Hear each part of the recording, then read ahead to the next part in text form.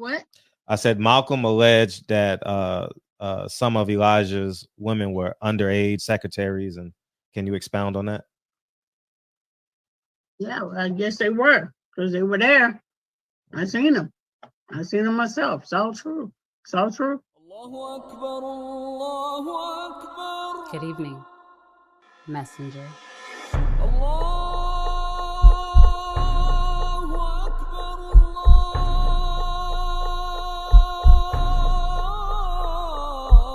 You convinced us that you were the last messenger.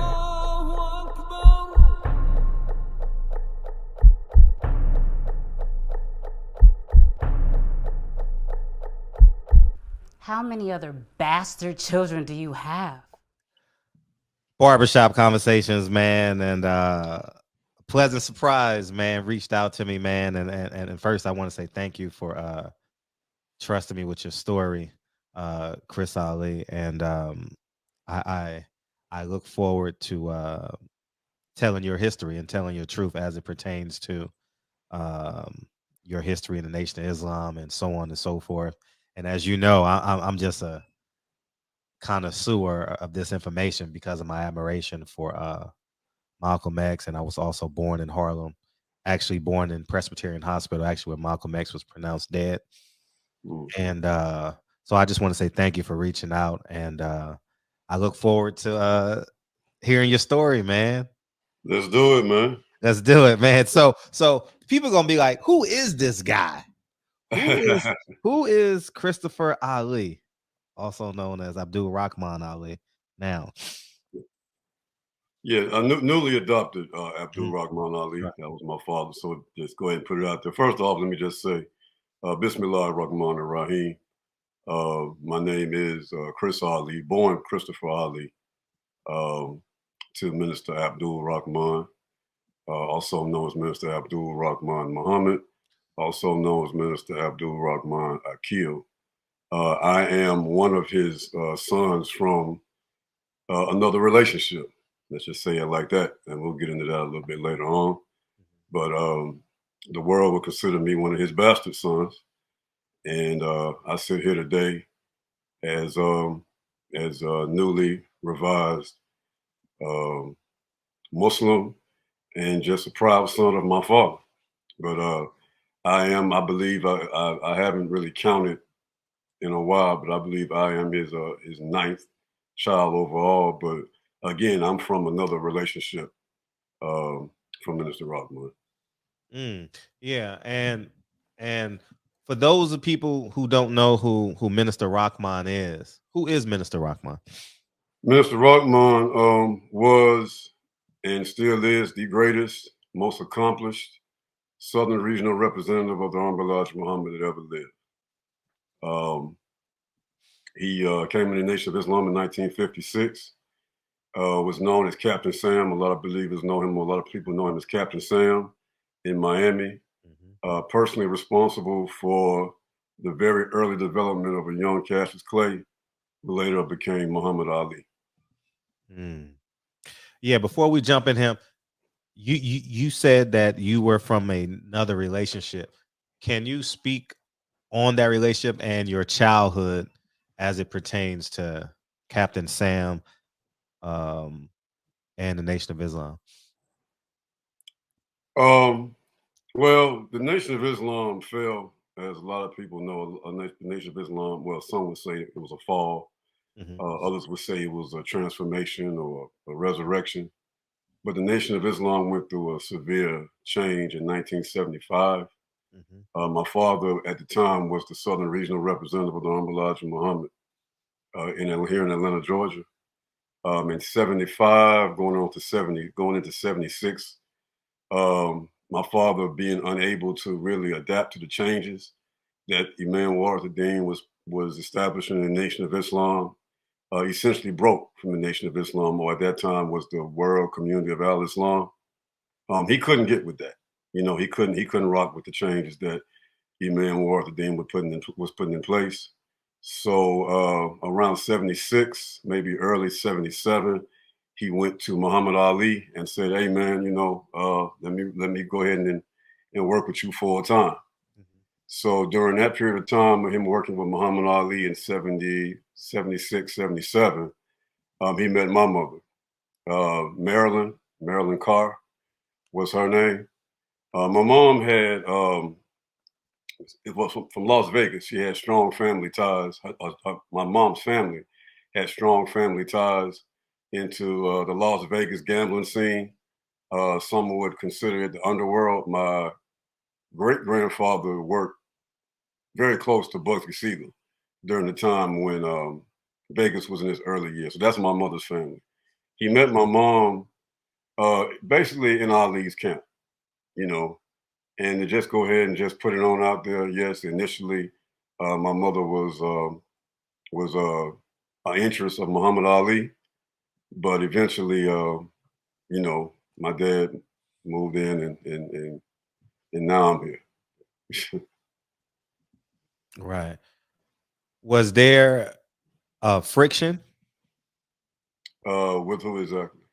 between Captain Sam and Muhammad Ali as it pertains to your mother? Yeah, it caused a problem in the camp.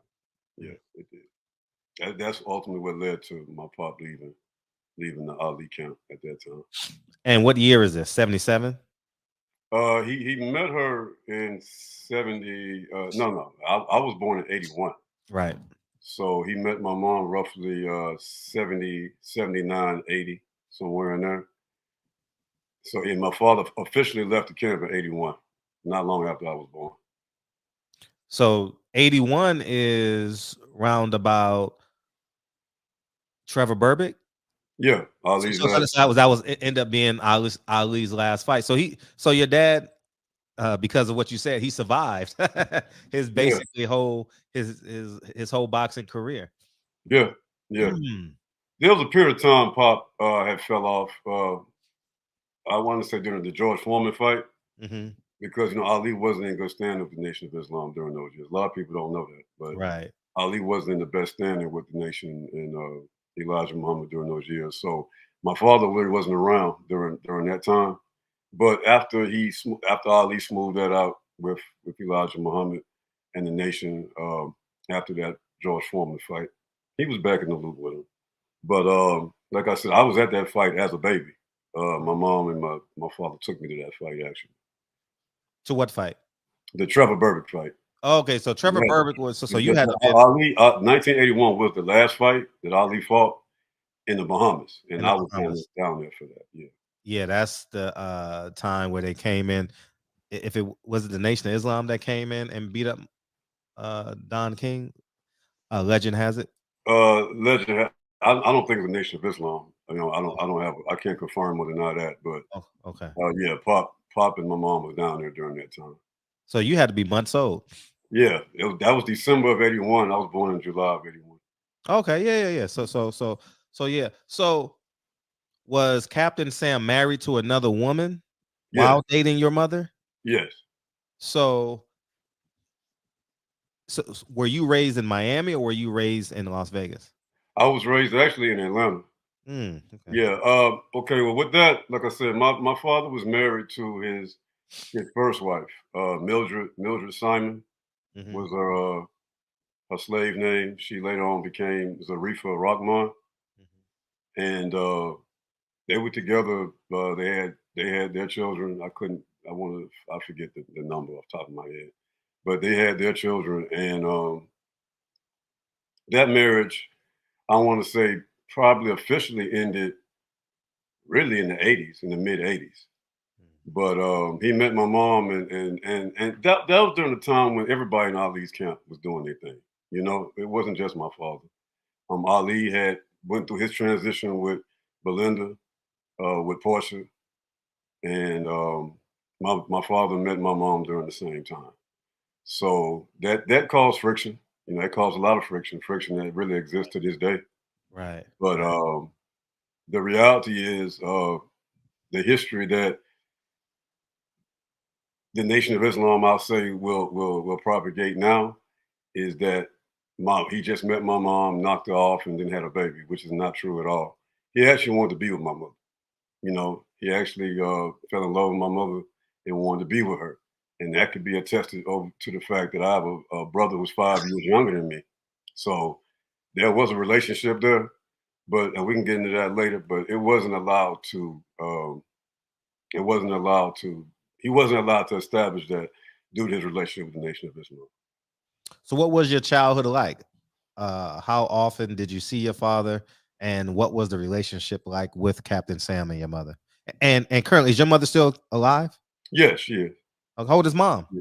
I think mom is about 67 now. 67. So Yeah. she was 20 years younger than Captain Sam, 30 years younger? Quite younger, yeah. Okay. He Okay. was in his 50s. My mom was, I want to say, 25, I believe. When they met. When they met, yeah. Okay. He was never Captain Sam when in my lifetime or her Gotcha. lifetime. Yeah, he became Gotcha. Abdul Rahman in the 70s. Okay. So yeah, so but he met my mother when the Nation of Islam had already Yeah. taken his fall. You know, he wasn't an active Muslim at the time he met my mom. Yeah. My apologies He because wasn't active in the nation. He was a Muslim, but he wasn't active in the right, nation. right. And the reason why I referred to him as Captain Sam is because much of my research is in the 60s and in the 60s as it pertains circling around Ali and Malcolm X relationship. So I Right. apologize Oh no, it's no if problem. I call him Captain Sam while doing this interview. I do want to be respectful. Oh no, understood. Yeah. Thank you. So explain your childhood. Well, basically, my father was in my life. My father never wanted to distance himself from my life, though those around him encouraged that. You know, naturally, his first wife was not open and was not at all receptive to what happened. But like I said, consider the time and consider the circumstance. Some will say he had a broken heart, so he did what he did have a broken heart. I mean, you can consider that, but he was around. He was a Muslim. He was a Muslim, and in Islam, you can have more than one wife. That's what led to the conflict in Muhammad Ali's life, of course, but that was the premise he was operating on. Right. My father was no different. He met my mother, fell in love with her, and I was a result of that.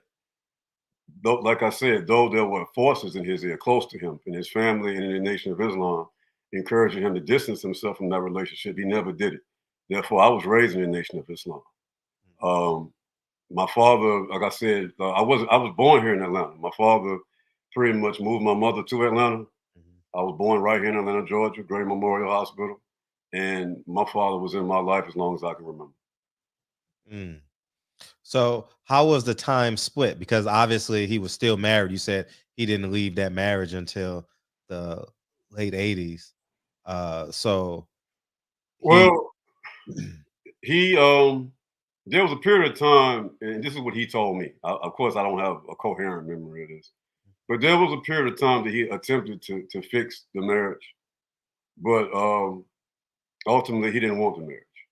He wanted to pursue some with my mother, but my mother didn't want to be in the nation. My mother didn't want to convert to Islam. So that was one factor. Another factor is in the 80s, early 80s, Mr. Farrakhan pursued a lot of the old members of the Nation of Islam, and my father was one of them. But my father initially didn't want to go. My father initially didn't want to help Mr. Farrakhan, not because of any issues with him. He actually loved Mr. Farrakhan, but my mother was in play, and even though he tried to help Mr. Farrakhan early on in the 80s, it didn't really materialize because his first wife made sure she expressed to Mr. Farrakhan that she didn't feel comfortable with him working with him while my mother and myself was in the picture. So he tried, he tried to distance himself. There was a really good brother who I want to give a major shout out to and much love to, Brother Robert. At that time, I think it was Brother Kareem, who I stayed with and who I lived with during that period of time. While he was trying to figure it out, man. I mean, you got to consider the fact this man lost everything he knew as a nation, as a leader in Elijah Muhammad in 1975, went and helped Ali. Ali's career burnt out. Now you're talking about the late 70s, early 80s, dealing with a man that's trying to find himself, and trying to figure himself out. So he made an attempt to maintain his first family, but that's not where he wanted to be. And ultimately they couldn't come to any common ground on that. So my father attempted to carry on with my mother and to establish something with my mother. But like I said, she didn't want to be in the Nation of Islam. So and the Nation of Islam really wasn't trying to accept me and my mother at that time, early on. So ultimately, man, my father said, you know, he wasn't going to give us up because there were forces in his family, some of his children, his sisters. Um, of course, his first wife was encouraging him to give me up to the state. You know, Pop wasn't having that. You know, Pop said, I'm not giving up my children. Because I have a little brother as well, who's 5 years younger than me, which goes to attest that there was a relationship there with him and my mother. But essentially, I was the initial shakeup in that situation, and he Right. wasn't having that. You know what I mean? And but eventually, you know, the minister, you know, allowed him to serve and function. So he ended up actually serving Mr. Farrakhan as one of his minister emeritus up until the time he departed. What? Right. I said Malcolm alleged that some of Elijah's women were underage secretaries, and can you expound on that? Yeah, well, I guess they were because they were there. I seen them. I seen them myself. It's all true. It's all true. Good evening, messenger.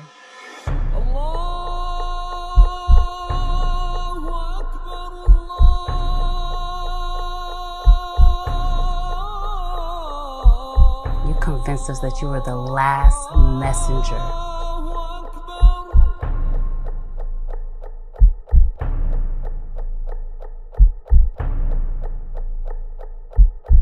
How many other bastard children do you have? What how many kids did your father have with your mother?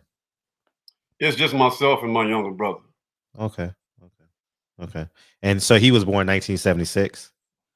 My younger brother, no, he was born in 85, I want to say. He's 5 Oh, years. younger brother. I'm sorry. I'm thinking. Younger So brother, you're yeah. the oldest. Yeah, 85. Okay, 1985. Okay. Yeah, September, I say, of 85. What year was your mother born? She was born the year my father joined the Nation of Islam, actually, 1956. 1956. Mm-hmm. Do you think the Nation of Islam was a sex cult? A sex cult? No. No. No, I don't think it's a sex cult. How would you capsulate the Nation of Islam now as an adult? Right now? Yes. The current Nation of Islam or just historically? Let's try both. Let's go now and then digress back into historically.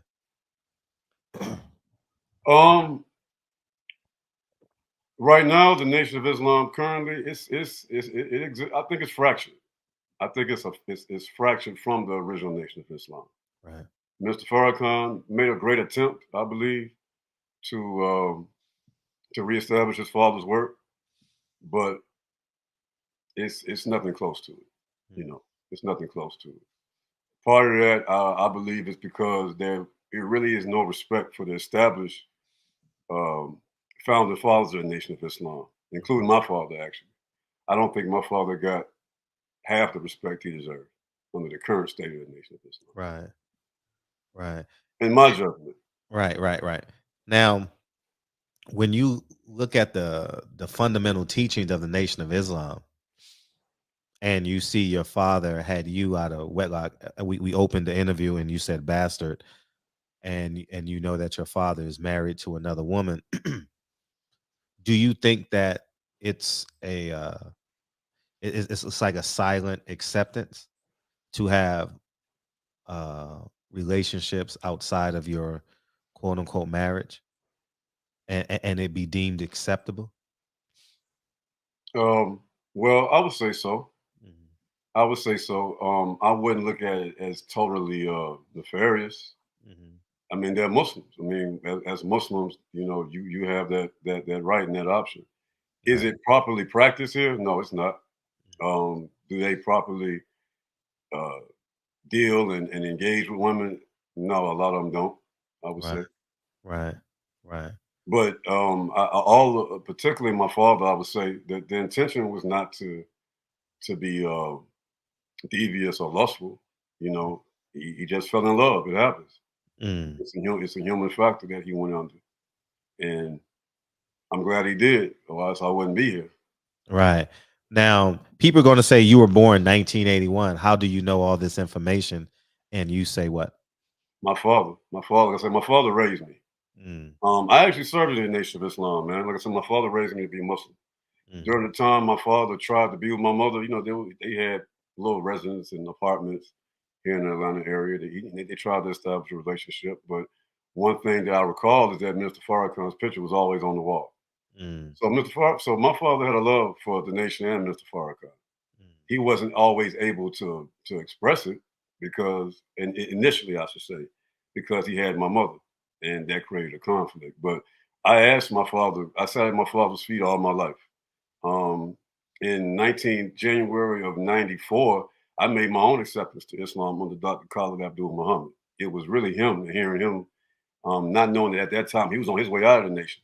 But as far as me, when I heard him, I was fully energized, and actually, and my father as well. I want to make my father proud. I'm gonna be honest with you about that.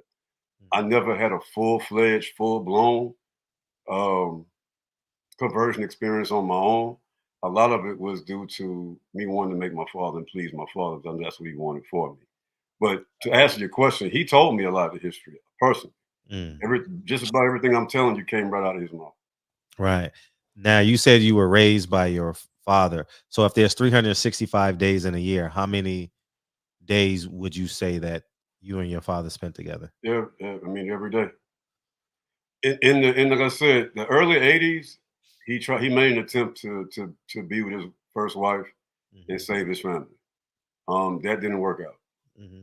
And like I said, my mother she had her own issues, and that's another conversation. Hmm. But she had her own issues, and she was not at that state desirous to be a full time mother. So if anything, she's the one that kind of left. But my father raised myself and my little brother by himself as a senior citizen with little to no help from the Nation of Islam. Um, it's just a fact Hmm. because they deemed him as being a burden a lot of times. So my father was a hustler up almost to the day he checked out. Mm. Working, not in a negative sense, but working and doing it on his own. So I would say from '88 to the day, to the day he passed, I was fully in my father's life. Right. And he just recently passed in what, 2021? 2020? 20, I want to say 20, and it was 3 years. It'd be 3 years of the 22nd of April. Okay. Okay. Okay. Now you mentioned that he got no support from the Nation of Islam, which is Louis Farrakhan, correct? Yes, very little support. Yes. And my question is why? Um, the current state in the Nation of Islam is I would say the money changers. I call them money changers. Um, Money has been those who control the resources of the Nation of Islam are at the top, obviously, and Minister Rahman was not included in that. Being the fact, even though the fact he built the southern region for the Nation of Islam, there would be no Black Atlanta as far as the Nation of Islam if it wasn't for my father. And there is and was a lot of jealousy and envy when it came to him due to his relationship with the Honorable Elijah Muhammad, due to the fact that the role he played in the Nation of Islam under the Honorable Elijah Muhammad, a lot of jealousy and envy existed around him. There was a lot of fake love too, but he was shut up. He was hamstrung, Mm. even down to the relationship with my mother, because in the reality, considering how a lot of ministers are getting down in the Nation of Islam now, even with my mother, he should have been left alone, but he wasn't. Mm. Right. Uh, I want to ask a follow up question. Uh, with Khalid Muhammad, why Mhm. were you so attracted to Khalid Muhammad Oh man, in Khalid terms was of his teachings? Khalid was unique. That's the one thing. Khalid was unlike any other minister in the Nation of Islam.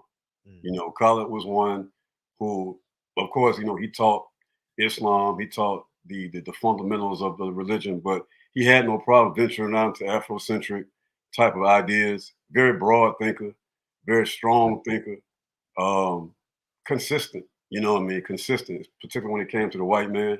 Right. He just was a fascinating, captivating individual. I mean, I've actually met him on a few occasions and talked to him on a few occasions. And he And was what my inspiration for wanting to be in the ministry, actually. and what are Father you Muhammad and my father, actually. and what are can you elaborate on those engagements? Um, they were random. You know, I saw him in a mall. He hung out in Atlanta a lot. Yeah, I was gonna get there. Yeah, Yeah. he hung out in Atlanta a lot. Matter of fact, the longest I talked to him was at I think it was Perimeter Mall. He was out of the Nation of Islam at this time. He had just recently got out of the Nation of Islam, and he actually told me to stay strong. You know, stay strong because I was in the ministry at that time. And just to put a little background on my credibility, I was Minister Farrakhan in the Nation of Islam's second youth representative. The first one was a guy named Prince Hakeem, but my official title was Junior FOI Minister. And that was my function at the time I met him. Right. Right. And what do you believe happened to uh Khalid Muhammad? As far as his death, Yes, as far as his death. But before we get to the death, what do you think? Do you think the Nation of Islam wanted Khalid Muhammad dead?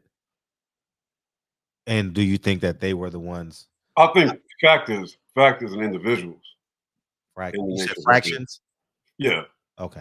factors. Yeah, I get you. I get Yeah, you. factions. Yeah, excuse me, factions in the Nation of Islam. Right. Certain individuals, I'll put it like that, definitely wanted him off the scene. But what happened to him? He wasn't to go along, get along. You know what I mean?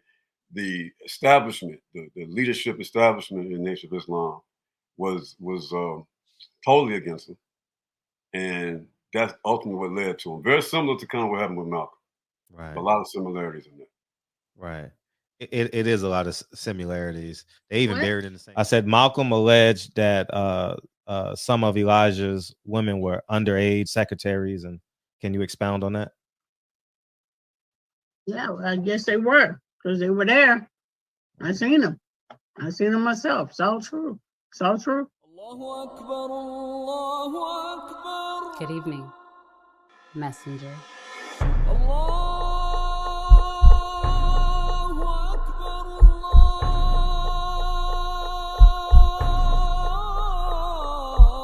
You convinced us that you were the last messenger.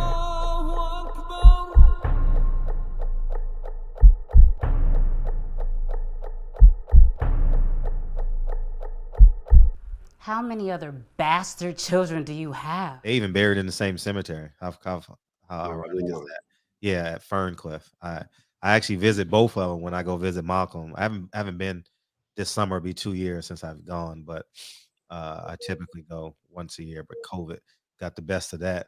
Let's go all the way back to, you say, 1956. Mhm.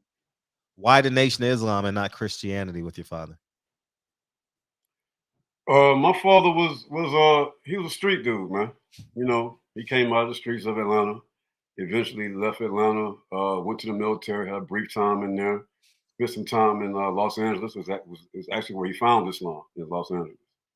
He was raised a Christian, like most people, black people at that time. So he knew the result of the white Jesus mentality. He knew the result of the pie and by heaven in the sky mentality, and he wasn't with that. You know, the Nation of Islam attracted him from what he told me. You know, it was the discipline and the masculinity that he saw in the FOI. Mm. You know, Yeah, yeah. At first glance, you definitely see like structure, masculinity, right. uh, discipline, and so on and so forth. What was his first engagement with Elijah Muhammad? I want to say in Chicago. He moved. He eventually left LA and moved to Chicago. Took his family to Chicago at the time. He had a wife and I want to say two children. My older brother, Cortland, my older sister. I typically refer to them as his children, but he took them to Chicago, and he I want to say his first encounter was as a lieutenant in the Nation of Islam in Chicago. Mm. You know, just a soldier. Right. The messenger found out that he could teach, so he did open up for him. He did a little teaching in Chicago, but my father came to the nation as a military man. That's ultimately what he got sent to Florida to be as Capt. That's where Captain Sam came into play. He left Chicago and was sent to Miami under Minister Troy B.R. and was really a military man. He really wasn't favorable towards the ministry initially. When did their relationship become personal and like as contemporaries, friends, or Elijah Muhammad? Yes, with Elijah Muhammad. In Chicago. In Chicago. What year are we at now? We should be. He came in at 56, so you roughly talking about not long after that. 57, 58, 59. And actually Minister Rahman, well at the time Captain Sam, but he was properly relieved as a captain, laid low for a little while, did his time, and was brought back as a minister under Elijah Muhammad.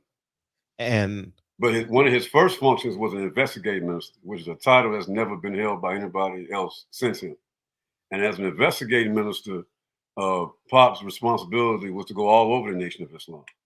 And there was a letter that the Honorable Elijah Muhammad wrote that he gave him as he sent him out, that he was supposed to take with him to any mosque in the nation. My father had the right to go to any mosque in the Nation of Islam, observe all the ministers and the laborers, observe their labor, teach, and also they call it busting. When you got properly relieved or removed from your post, they call it busting.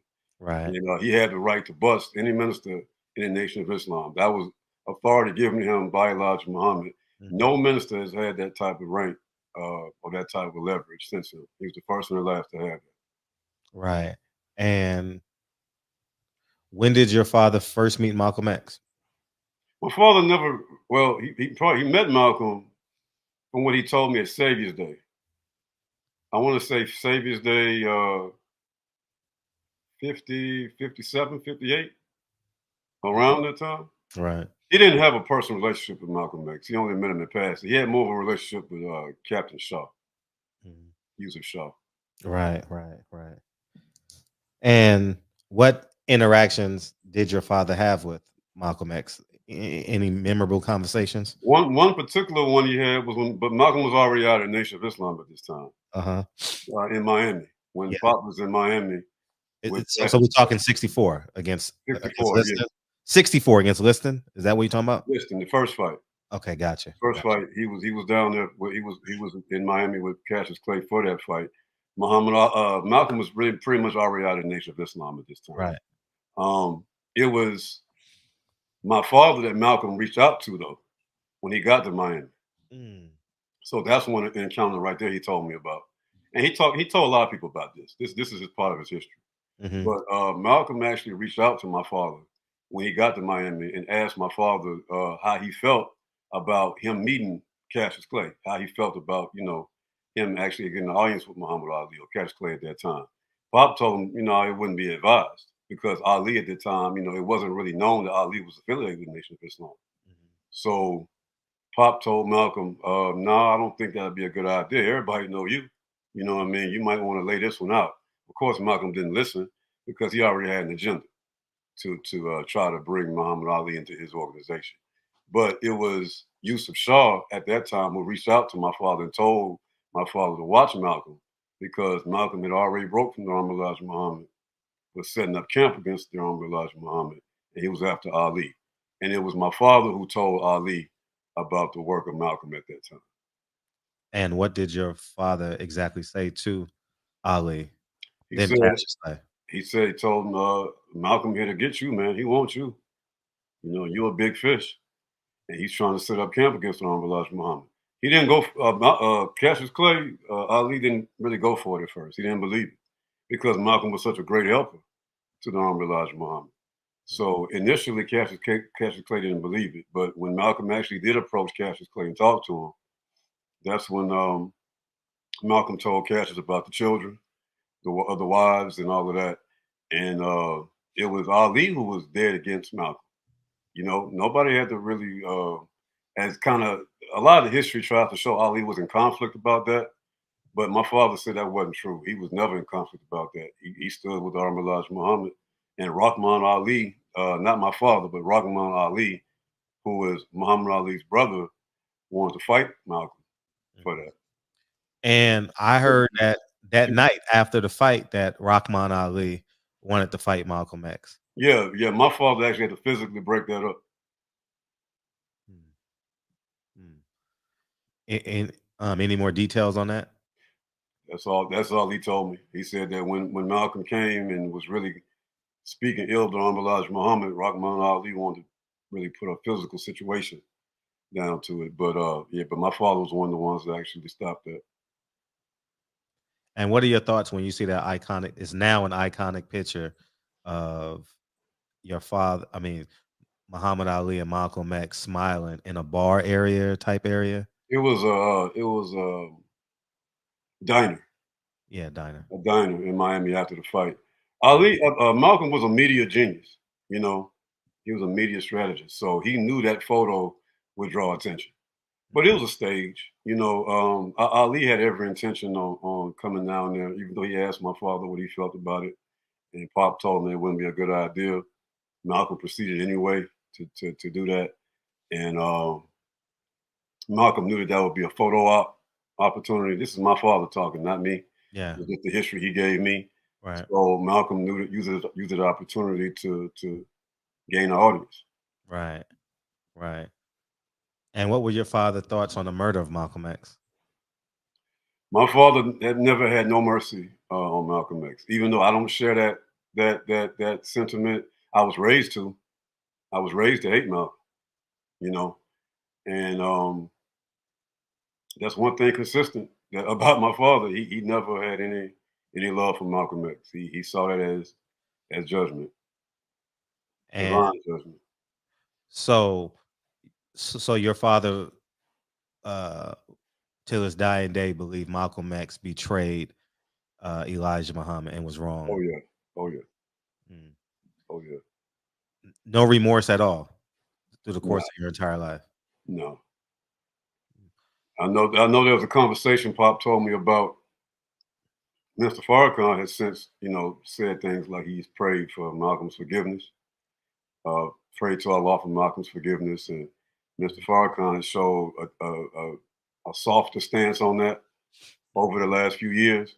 Right. But Pop shared with me a few times in conversation that he didn't share that. He wasn't with that. And he believed Malcolm was a hypocrite and died a hypocrite's death. What did your father say about Muhammad Ali's stance on Malcolm X? Like I said, history tried to portray it as Ali was in conflict to some extent. And later on down the line, I will say that was the case.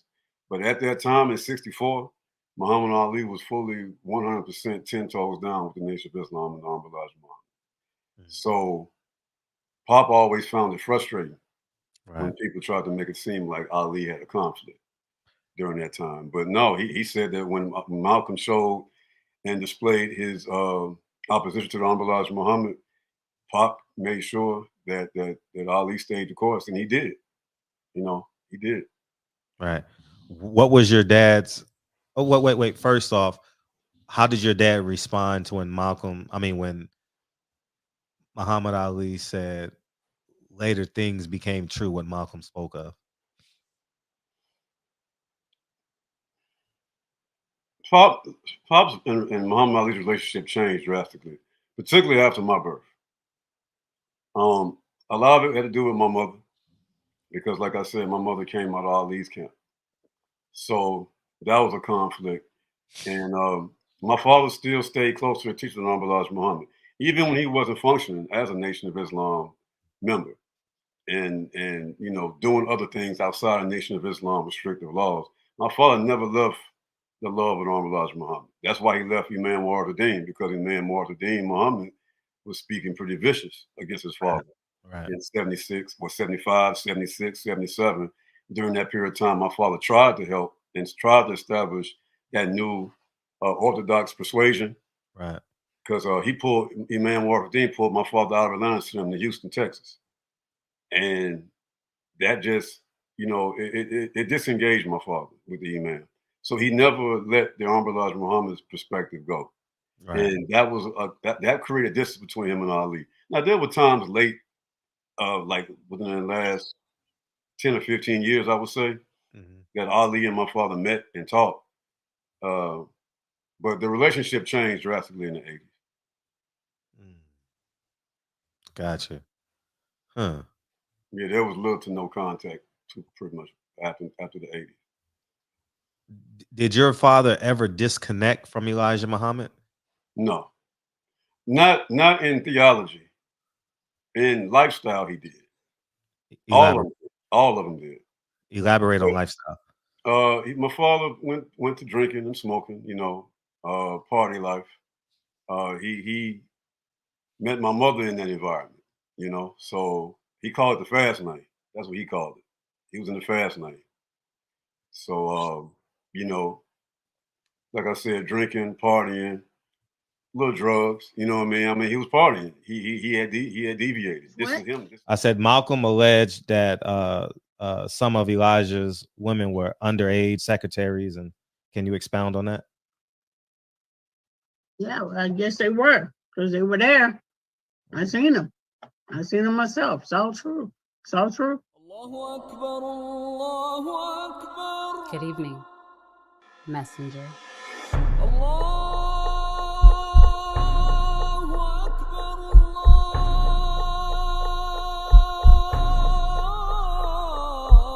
You convinced us that you were the last messenger.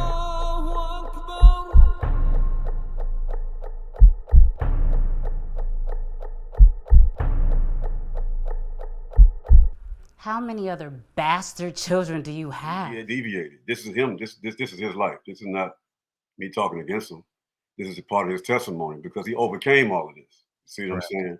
And this is my issue with the current structure of the Nation of Islam and his current family, is they try to blur that part of his life and just try to act like it didn't happen, which essentially is trying to say I didn't happen. But my father attempted to, like I said earlier, he attempted to try to build what Imam Wahiduddin wanted to build, but he couldn't exist under Imam Wahiduddin because the Imam was tearing down his father. That's how much love my father had for Elijah Muhammad.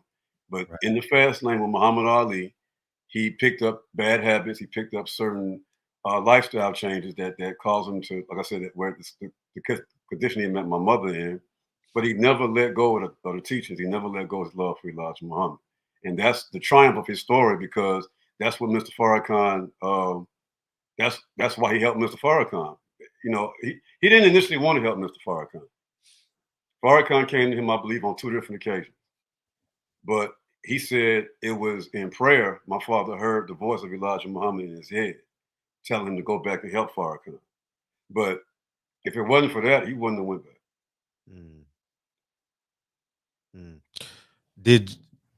How long did Muhammad Ali date your mother prior to Captain Sam? I call him Captain Sam.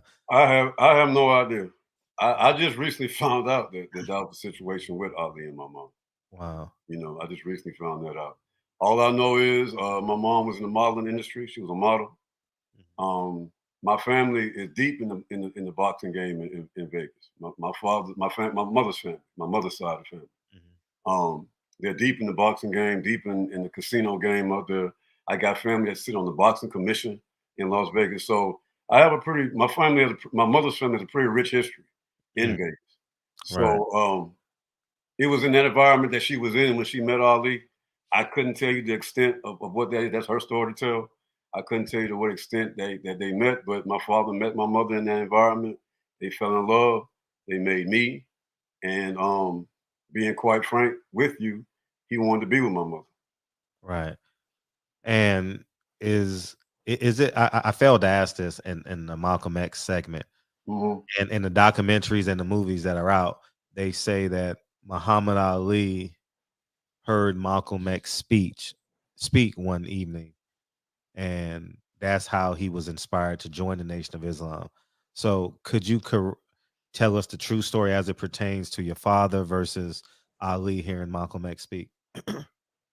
It's possible. that he heard Malcolm X speak. Malcolm X was a nationwide figure. Everybody heard Malcolm speak. Right. So that's very possible. But my father was in Miami at that time when Ali's camp was in Miami. My father was on the corner selling the Muhammad Speaks newspaper. Ali saw my father, and he started to recite the song that Minister Farrakhan wrote, "White Man's Heaven is a Black Man's Hell." And Pop heard that. So when he heard that, he said, "Oh man, you hip to the teachings." And that was the connection right there between Ali and my father. That was the bond right there. He never left his side no more after that. He showed, and really, my father was responsible for maturing Ali. We call it a fish. In the Nation of Islam, when you bring somebody into the teaching, it's called fishing. So that's your fish. Technically, Ali was my father's fish, even though he had already heard the teachings. But my father is who groomed Ali into the teachings. He told him how to pray, told him about the message to the black man, took him to the mosque, you know what I mean? And eventually, Ali brought him into the camp. So my father eventually, being a sportsman, my father was a sports fanatic to the day he died. Baseball, basketball, football, he's fluent, and boxing, that's fluid. He was fluid in it. So history really doesn't tell you too loud. It's out there, but take it or leave it. My father taught Ali the punch that knocked out Sonny Liston. Here's what it is. They were walking one day after dinner, and like I said, my father was a sportsman. So during after dinner, when Ali and my father were taking a walk, he was telling them, "Hey man, when you throw a punch, turn it, twist it, like a karate style punch." And he did that, and that's the punch that knocked Ali out. That's why if you go to that footage after that fight, you'll see my father in Ali's ear. Ali didn't even know he hit him. Ali was in doubt that he hit him. And you'll see Ali looked at my father and asked my father, "Did I hit him?"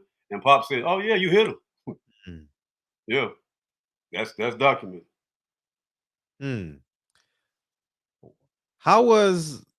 Did your father ever elaborate on how the money went and with Herbert and John Ali and your dad and Muhammad Ali? How did that work out, the finances?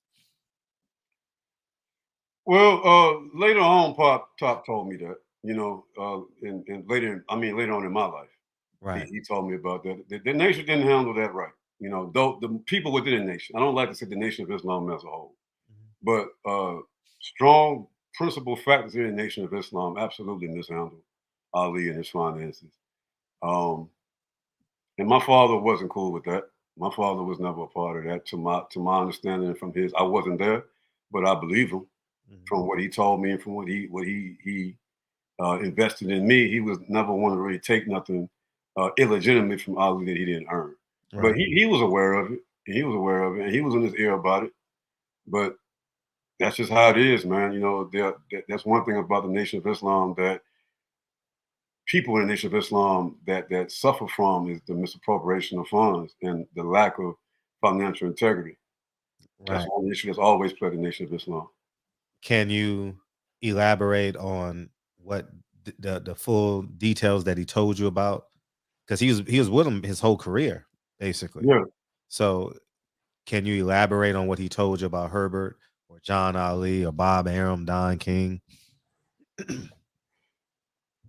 Ali was very generous, man.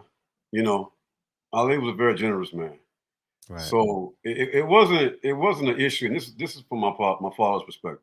It wasn't an issue of people necessarily stealing from Ali. That's the story they tell. But it was more of an issue of people taking advantage of his generosity and manipulating his generosity. Herbert definitely was one to do that. But really, Herbert was the one that created a lot of the deals. So a lot of it, Herbert took off the top. Herbert manipulated a lot of it off the top. But Ali was generous, and some would say even generous to a fault. And that was the root of a lot of the manipulation and how a lot of people were able to take advantage of it. Right. Bob Arum told me, he said after the fight, so I want to know how true this is or what you hear. After the fight, Bob Arum would go to in the back with John Ali and Herbert and bust it down the middle based off what their percentages were. I've heard that before. Mm-hmm. Of course, that was long before my birth. Right. But Obviously, yeah. yeah, the history that I was given, particularly from my father and a couple of people in my own personal research, yeah, that's absolutely true. What's your dad's fondest memory of Muhammad Ali? Man, going through New York City, that's one thing he always talked about. When him and Ali were in New York City, Ali was a jokester. You know what I'm saying? So Ali enjoyed going out in public and creating commotion. So Ali was sometimes during the time I would say like a 19 up into the 1980s, my father was with him. Ali would still go out in the public and tell Pop, "Hey, Rock, let's go out and stop traffic in New York. You know, whatever street. You know, I don't know the street name in New York, but they Sure. would go out in New York and just intentionally stop traffic. You know, to see the commotion. Ali liked doing it. He enjoyed that. So he would hit my pop. Hey, Pop, let's go out here and see if we can get some people to recognize us. Make some waves in the street. Right. You know? What was your dad's take on Elijah Muhammad and his children and his quote unquote wives? One more time. What was your dad's take on Elijah Muhammad's extramarital affairs or wives or extra children? My father told me this, man. The messenger never made any secret of his domestic life. He just didn't publicize it, you know. So my father was aware of Elijah Muhammad's domestic situation in the 50s. Matter of fact, he told me his wife knew about it before he did. So he never begrudged him. My father was a Muslim, and my father believed that the Honorable Elijah Muhammad was entitled to his personal, private domestic life based on what Prophet Muhammad had.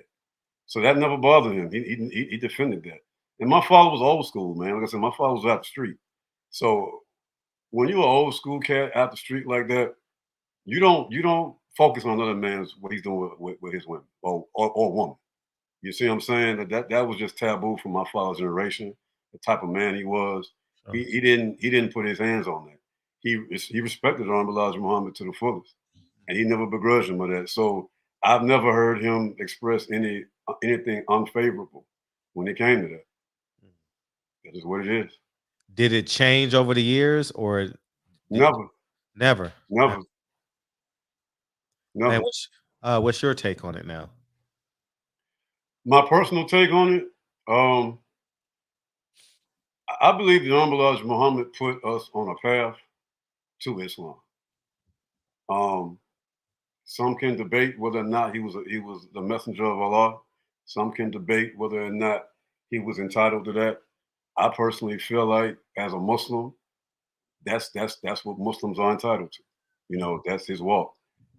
Even though the Quran says one is best for you, that's the choice he made. It doesn't. I don't see him, you know, as an evil or wicked man. I see him as a man that made a decision on his own personal affairs. But I'm just thankful that he put black people, particularly, on the course to Islam, Right. and that's why I stand with that. And also, I'm my father's son. You know, I don't really believe it's appropriate for a man to get too involved or have too much of an opinion on another man's domestic situation. Right. Um, that may be true in the streets, but Elijah Muhammad is a leader of men through religious, through, through, through re- through religious. I'm trying to doctrine. You know, he's he's called himself the messenger. I've heard him say he's God in the flesh. Um, you, you don't think that a man that claims to be of that cloth has a responsibility to be 100% loyal and honest? Well, I mean, like I said, consider the faith. Right. You know, he came in the tradition of Prophet Muhammad. Right. This is what he taught. Mhm. And Prophet Muhammad had 9 wives. Actually 11, but what ended up being 9. You know, it's just one of those things, man. You know,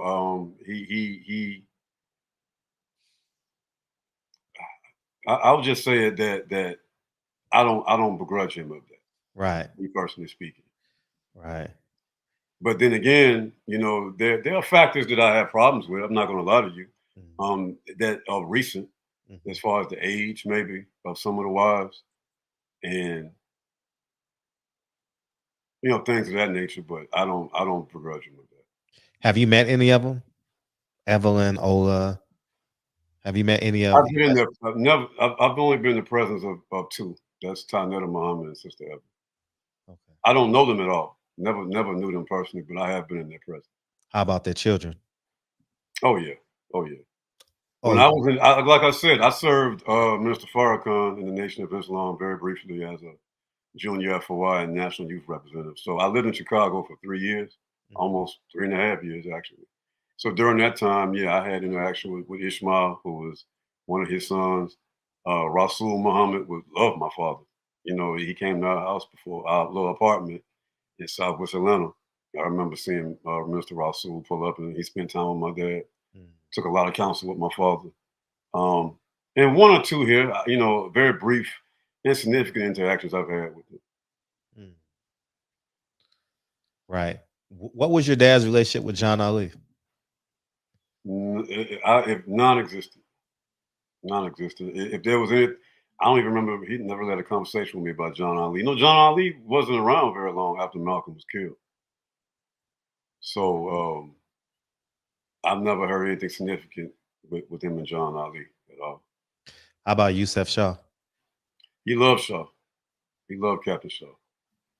He had a lot of respect for Captain Shaw.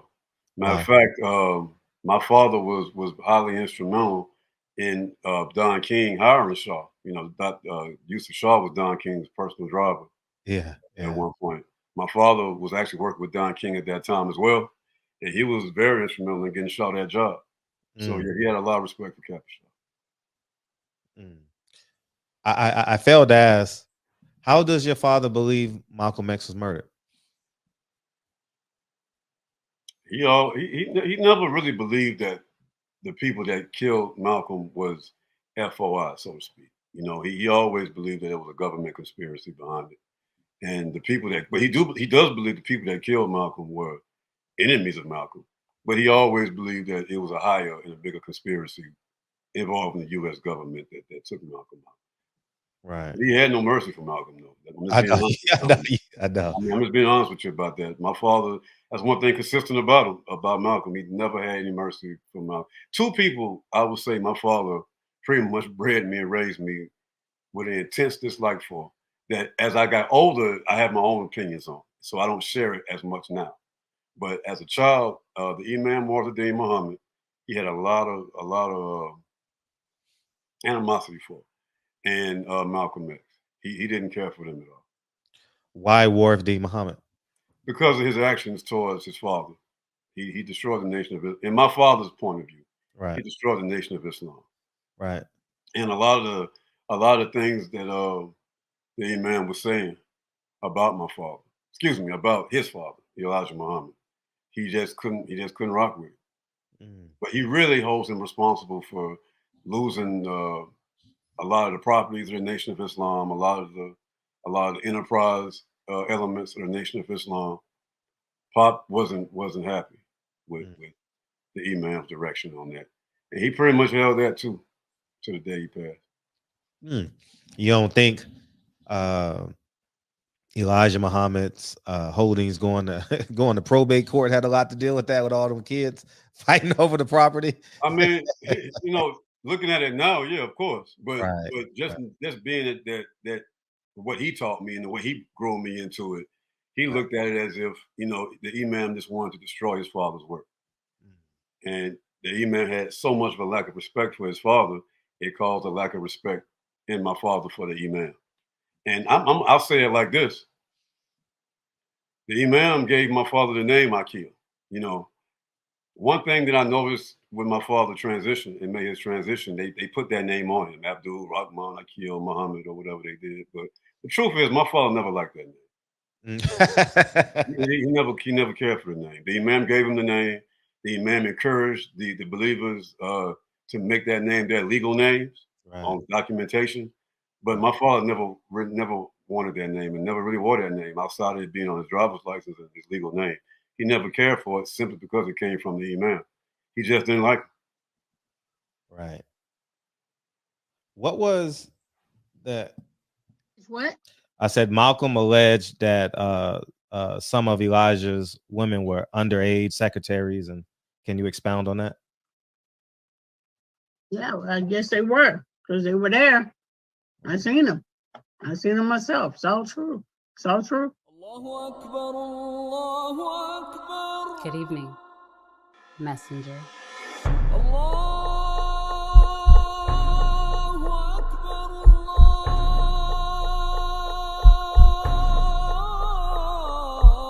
You convinced us that you were the last messenger.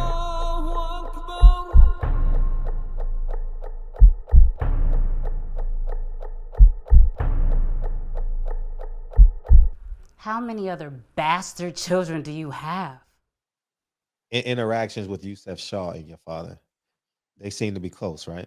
Yeah, well, like I said, it was Shaw that called my father in Miami, Captain Sam at the time. It was Shaw that reached out to my father because my father didn't know. My father loved Malcolm. That's one thing I will say. Let me emphasize that. Before Malcolm's departure from Elijah Muhammad, he told me, and he'll tell anybody, he loved Malcolm. He had a lot of respect for Malcolm. He called him Big Red. You know what I mean? He's always said Big Red can go. You know what I mean? As far as the teaching, he loved Malcolm, man, and that's why it hurt him so much. And that was a lot of believers. It wasn't just my father, but a lot of believers, man. When Malcolm deviated, it broke their heart, man. You know what I mean? It hurt them. And I would even say that relationship and the schism in that relationship caused the PTSD in Muslims and Black people that exist to this day. Right. You see what I'm saying? So when Malcolm came to Miami to get an audience with Muhammad Ali or Cassius Clay at that time, my father had no idea to what extent Malcolm had departed from the arm of Elijah Muhammad. So that's why he even entertained him. But it was Captain Shaw that got on the phone and told my father, hey, look, Malcolm is down there to set up camp against the arm of Elijah Muhammad. Watch it. That tells you that there was a mutual respect right there. And they were both captains in the Nation of Islam. So they were comrades also. Right. How much time did you spend around Yusef Shaw? I never met Yusef Shaw. That's way beyond my time. Okay. I'm a Georgia. I'm born in '81, man. So my relationship with Islam comes strictly under Mr. Farrakhan's leadership. I have no relationship to the Honorable Elijah Muhammad's Nation of Islam in that version of it at all. Did you have a relationship with Belinda Boyd, Khalil Ali? No. How about her children? Any of Ali's children you had a relationship with? My father took me to meet Ali in early 90s. I met Ali twice in my life. My father took me to meet him in the early 90s when Ali came to Atlanta. I want for to the say Olympics? Huh? 96 for the Olympics? No, early 90s. This was like 91, almost 92. I remember meeting Ali, and I met one of Portia's children. I can't remember the name, her name, but I met one of those children at that time. But I don't have any relationship with Khalila's children, or that's before. That's more of my father's early children. Their children had that relationship. Gotcha. Well, his, those children, but not me. Got you. You mentioned you in the Nation of Islam. Let's fast forward to you in the Nation of Islam. You said you lived in Chicago for 3 years. Yeah. Can you elaborate on like exactly how old you were, the years, what exactly did you do and stuff like that? Well, like I said, I heard Dr. Khalid Muhammad in Atlanta, January of 1994. So I had to be about 14, 15 years old, somewhere in there. Changed my life, man. Changed my life. So at that time, I started going out to the mosque, number 15, a lot regularly. At that time, there was a man here, a brother here named Minister Van Muhammad. He was the minister here at that time in mosque number 15. And just coming out on to Saturday mornings actually was what we had called junior FOI. That was junior FOI class. So I would come out to junior FOI class because I wanted to be in the FOI. That was I was into it, man, 10 toes into it. And one day we were in junior FOI class the junior FY instructor left. I don't know where he went, but he just disappeared one day. And I had picked up the Final Call newspaper and just started teaching. I had the Final Call newspaper. And the personality and the mentality of my father started to develop in me. So people would say that, yeah, they would call me Little Rock. Some people called me the Pebble at that time because of just how I was teaching. And it just became a part of who I was. So word of that spread all over the Nation of Islam. Right. Supreme Captain at that time, Abdul Sharif Muhammad, had got wind of it and had said that, yeah, man, we gonna use you more often. You know, we gonna put you up more often. So I started teaching Sunday mosque meetings a little bit more often. Of course, all the junior FOI classes were pretty much held down by me. And eventually, Chicago, a couple of Chicago laborers heard about me and wanted me to come to Chicago and go to Muhammad University of Islam. Right. And at the time, my father married a woman. I'm not gonna say her name, but my father married a woman, and there was a conflict with that. You know, we didn't get along. So that's what What year is this? What year are we talking about now? Oh man, we're in like I said, 95, 96, around this time now, going into 97. Okay. I actually moved to Chicago late 96, early 97 is when I left Atlanta and moved to Chicago. It was during that time, the Supreme Captain and mainly the Supreme Captain was creating an opportunity for me to be a national representative of the Junior FOI. And this is what was told. I don't know how true this is, but this is what was told to me is that initially they wanted me to wear the title of National Youth Representative. But because there was another gentleman who had that title named Prince Hakeem, who had created a lot of controversy due to him being a homosexual. And he had some relationship with Mr. Farrakhan's adopted nephew. Mr. Farrakhan didn't want me to wear the title National Youth Representative. I don't know if that's a fact or not, but that's what was told to me. So the minister said, don't call him National Youth Representative because that title had been tainted. He said, call him the National Junior FOI Minister. And that was my function in the Nation of Islam as National Junior FOI Minister. And I served as that probably until I left Chicago, which was late 99, early 2000. And what was your job descriptions? I was teaching, man. I was teaching and training the Junior FOI and also teaching the Junior MGT sisters in a mosque. I was pretty much to give a term. I was pretty much like a young Farrakhan version. I was a young Mr. Farrakhan version for the Junior FOI and Junior MGT. So to speak. Right. And you said that Farrakhan's nephew was a homosexual? To my knowledge, I didn't have my hands on any of that, man. All right, I just remember the story, and Mr. Farrakhan did a lecture called this was like 93 as well. Mr. Farrakhan did a lecture called "The Problem of Suicide and Homosexuality."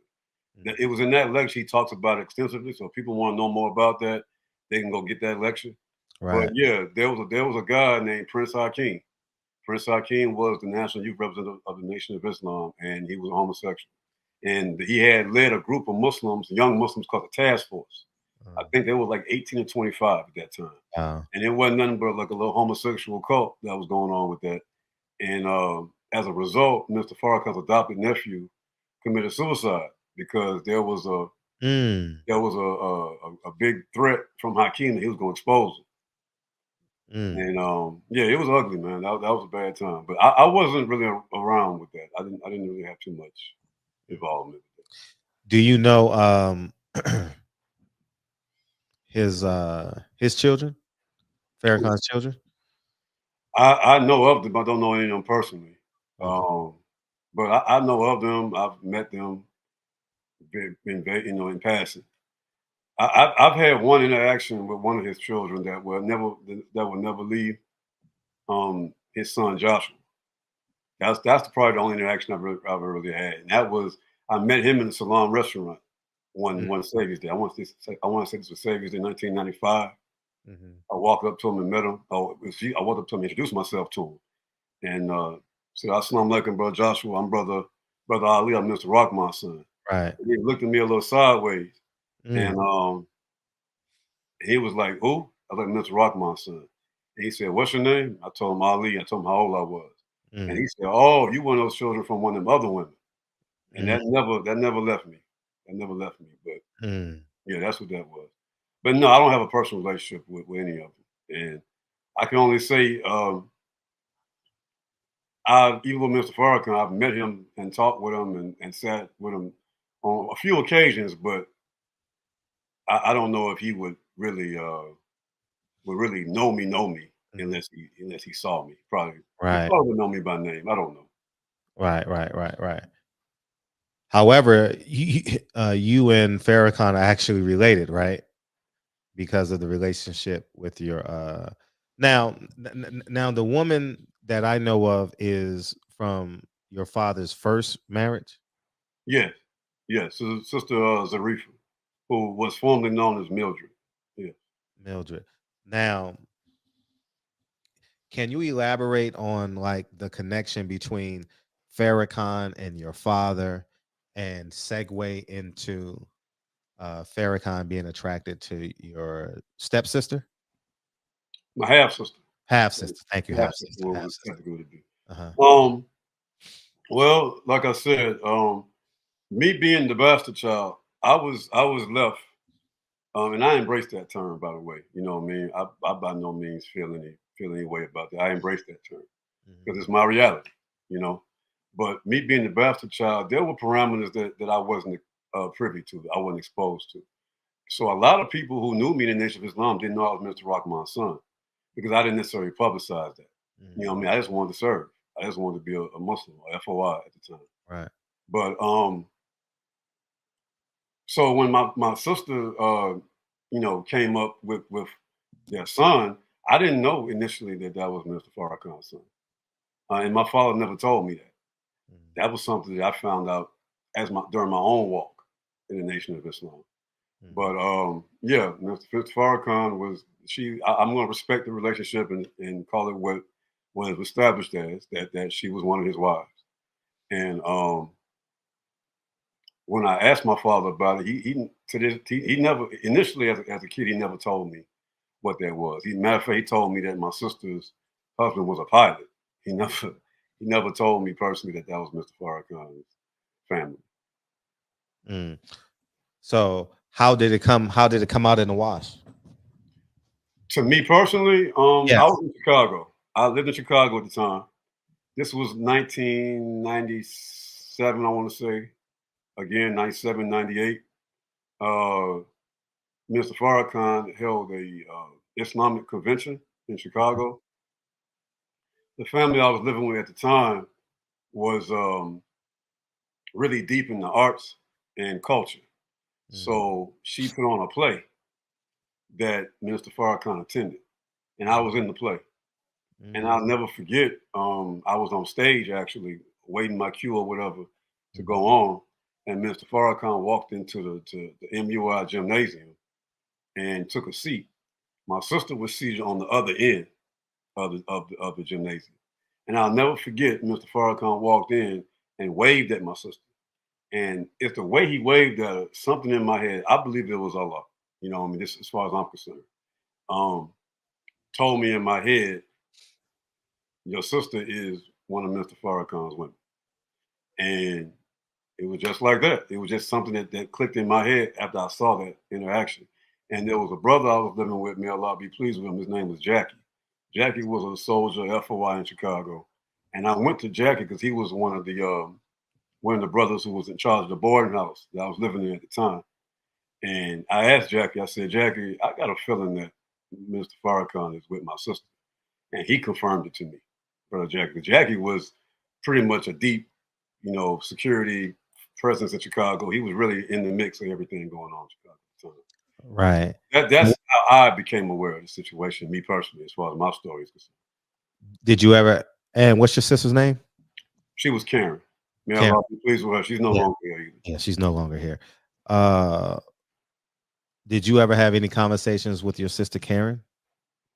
I've had several conversations with her over the years. Nothing in that direction. Though I did ask her a question before she passed in relation to something with me personally. But and that was, I'll just say that my family, or my father's family at this point, I'll just say, was never really that receptive towards me. Understandably so, even though I tried and did many attempts to have that brother-sister relationship and to create some type of family structure as a brother with them. All of them, most of them were not open to it, you know, and those who was open to it was very inconsistent. Right. So I had a conversation with Karen one day. I attempted to, and asked her, "How is it that her herself, being one of the wives or one of many women that Mr. Farrakhan was with, committed to, had children with, how come she was so resistant towards me, considering her situation?" You know, never got a real response on that. But that's one conversation I attempted to have with her. But you know, she was not always like. There were times that she was very much cordial and friendly, and we had respectable conversation. That's all of them, not just her. That's all of them. It wasn't always hostile, but it was just inconsistent. You know, Inconsistent. it was very inconsistent, and they made no attempt. Or excuse me, I'll put it like this: they made no reservation with letting me know directly or indirectly that you ain't one of us. You know what I mean? And that's where we are with it now. To the point there is no relationship at this point. How many kids did your sister Karen have with Farrakhan? Two, a daughter, a son, and a daughter. And how old are they? And what's their names? I can't give you the exact ages. I know Yasin is one. He's in his 30s, and Jalila is the other, is a daughter. She's in her 20s. Okay. I And would say maybe late 20s. I'm not for certain. was your sister of age when Farrakhan? Oh, absolutely, absolutely. She was. Okay. Yeah. Okay. Now, what did your father think of this, Captain Sam? I call him Captain Sam. I'm sorry. I'm sorry. Abdul Rahman. Abdul Rahman. Thank you, sir.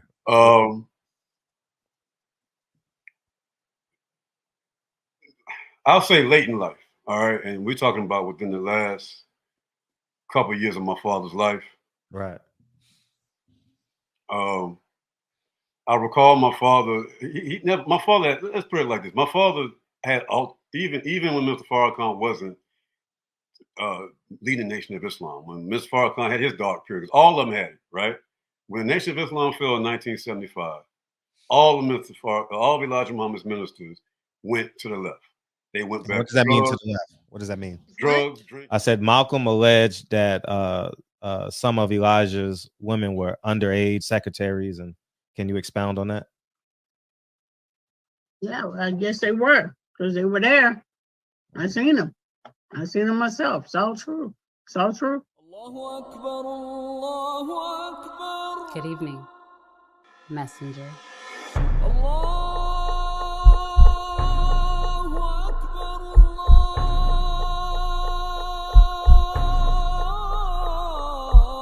You convinced us that you were the last messenger.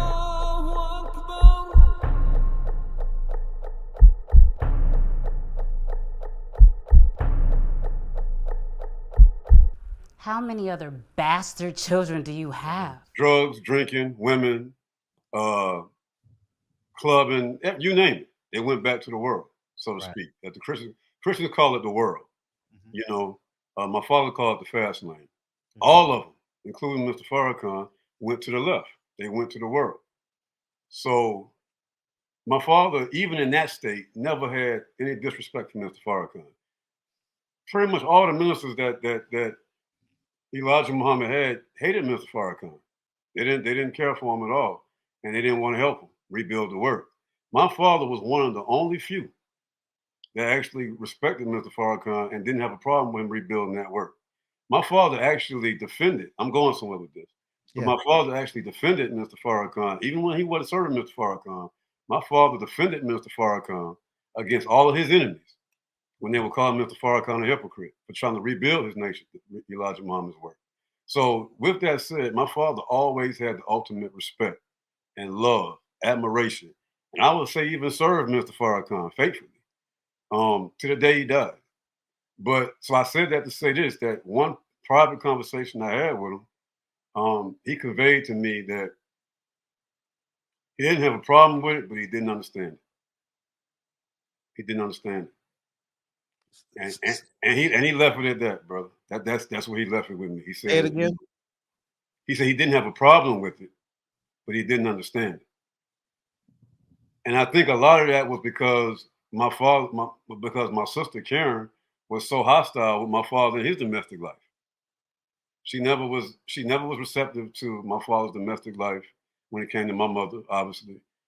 Karen and one of my other sisters, all of my father's blood sisters, all of his younger sisters. I believe my grandmother, my father's mother, Minister Farrakhan, all of them was in my father's ear, trying to get him to give me up to the state, give me up for adoption. Forget about me. And he didn't understand how they could take a position like that, considering the lifestyle that Karen had with the minister. That's the only hiccup I think that he had with that. But outside of that, he loved Mr. Farrakhan, and he didn't oppose that. He didn't oppose it. You don't think that's hurtful to that he chose the minister over protecting his daughter, your sister? Was it hurtful to him? Yeah, like the Well, woman you has got to consider this, brother Fred. Uh-huh. These are religious people we're talking. These are people, and religion drives a lot of people to a lot of shit. Excuse my lingo, but religion is very powerful, man. And my father was deeply, deeply, deeply rooted in his religion. Even when I saw my father do wrong, even when my father was 1 foot in the street and 1 foot in the mosque, you feel what I'm saying? He was always dedicated to his religion. So his religion told him that the messenger of Allah could have more than one wife. Could engage in that. And that's what he leaned on. Now, my personal beliefs don't necessarily line up with that. So that's me on my end. But my father never begrudged Mr. Farrakhan that in my face. The only thing that I saw that my father was in conflict with was why would my sister because my sister gave my father hell with his domestic life. That is what it was. Even when my father married 2 or 3 other times under Mr. Farrakhan's leadership, my sisters were never in agreement with it. And this was years after he had been separated from their mother. That's just how they were. And he didn't like that. He had a problem with that. Is that you got an opinion and you're strong arm in my domestic life, considering how you live and how you moving with it. Right. That's the only conflict I ever saw my father had with it. But he never had an issue with Mr. Farrakhan with that, though some people think he may have had with that. But understand something. He comes from a different time. Men did not get involved with how the men got down with it. Even when it's your blood daughter. That man was sitting in the seat of the Honorable Elijah Muhammad in my dad's mind. And that's the seat he reverenced. He respected the office. He respected the seat. How did that? I get it, brother. I get where you come from. Yeah. And if it was me, I probably would have a reservation with it. But I'm looking at it from his perspective, is that Mr. Farrakhan was sitting in the seat of the Honorable Elijah Muhammad. He rebuilt the work of the Honorable Elijah Muhammad, and he never begrudged him of that. How did it impact your family with Farrakhan having 2 kids with your sister, half sister? They seemed, I mean, like I said, they kept me at distance when it came to a lot of that because they never saw me as a full-blooded brother. And due to that, I didn't get too much personal interaction with that no more. Like I said, I didn't even know that was the case until I was a good 16, 17 years old. Right. I didn't even know that was the case with the minister and my sister. It was something that just wasn't talked about. But I mean, all of my family, all of my father's family, all of his children, they love Mr. Farrakhan. I think they look at it as a badge of honor, personally speaking.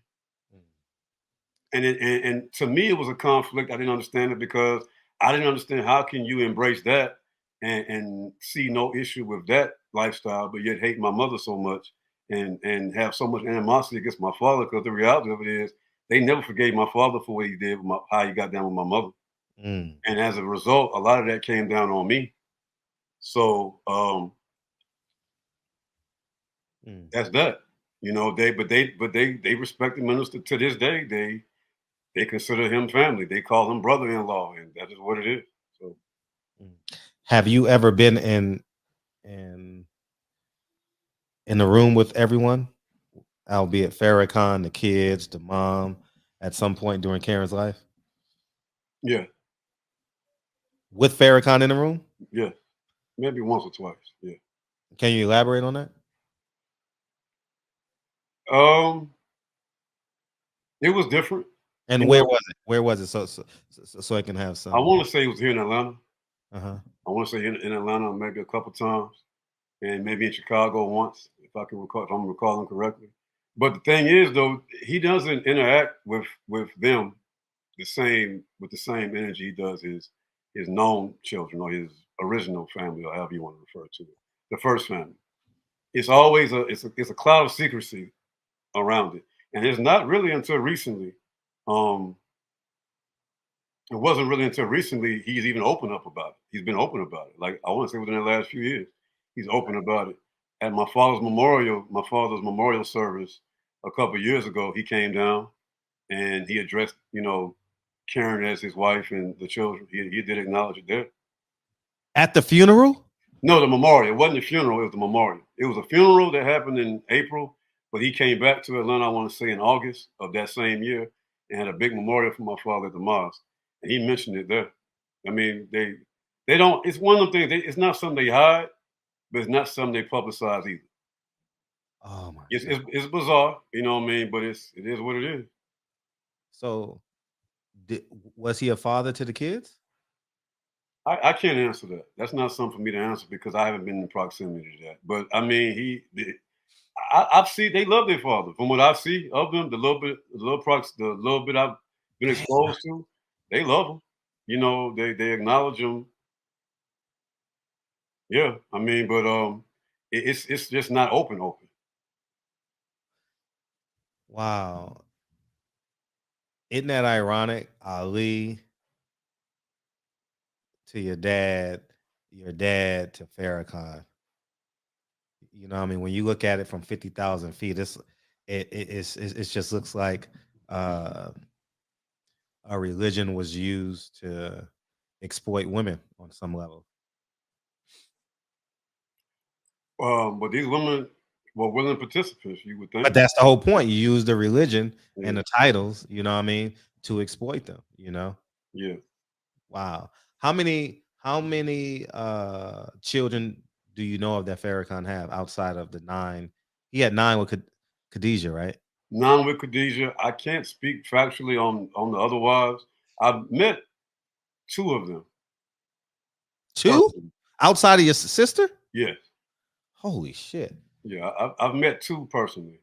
Um, One just I remember one time I met. She worked in the Final Call building.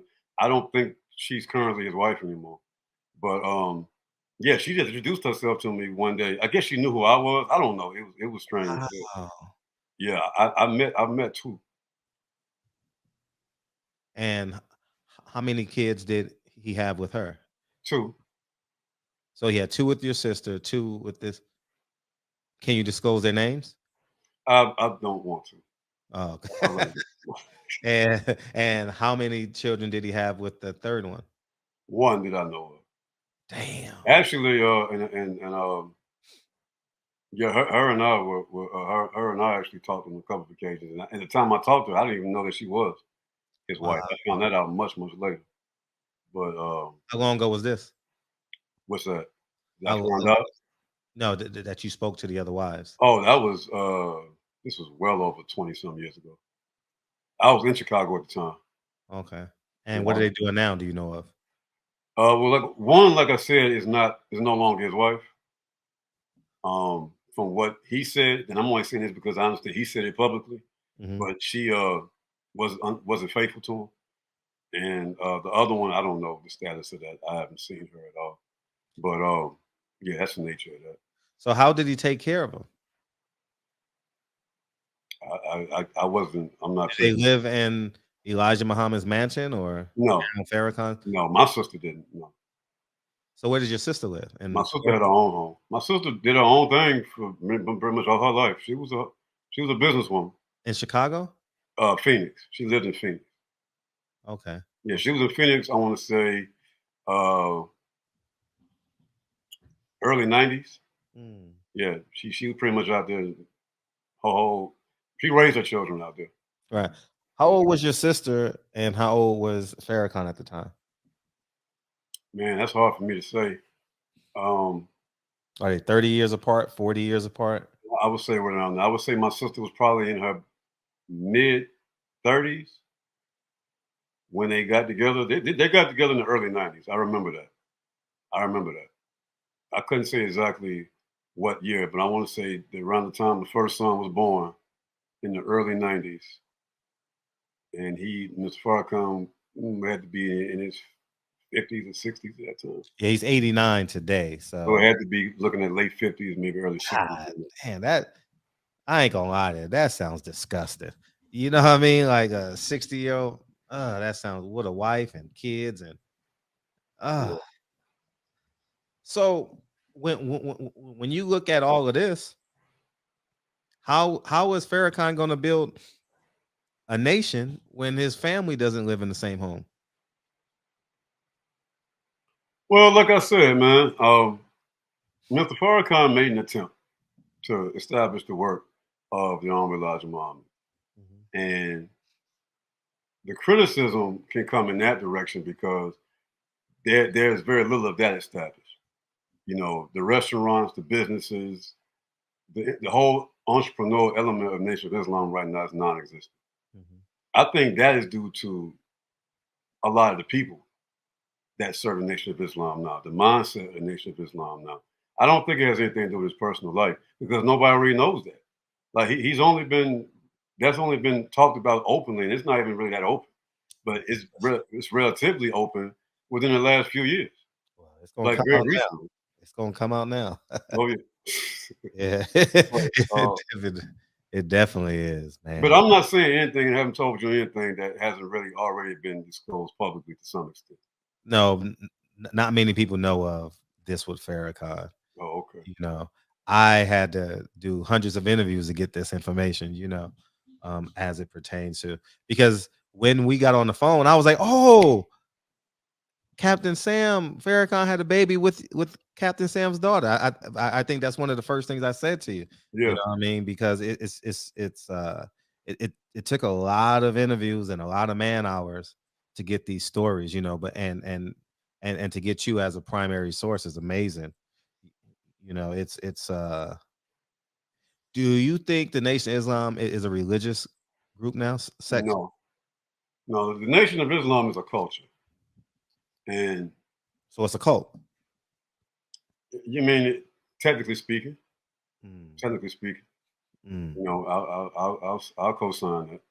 But So it's a culture, but it's a culture that, and I'll just say it like this, that deserves respect.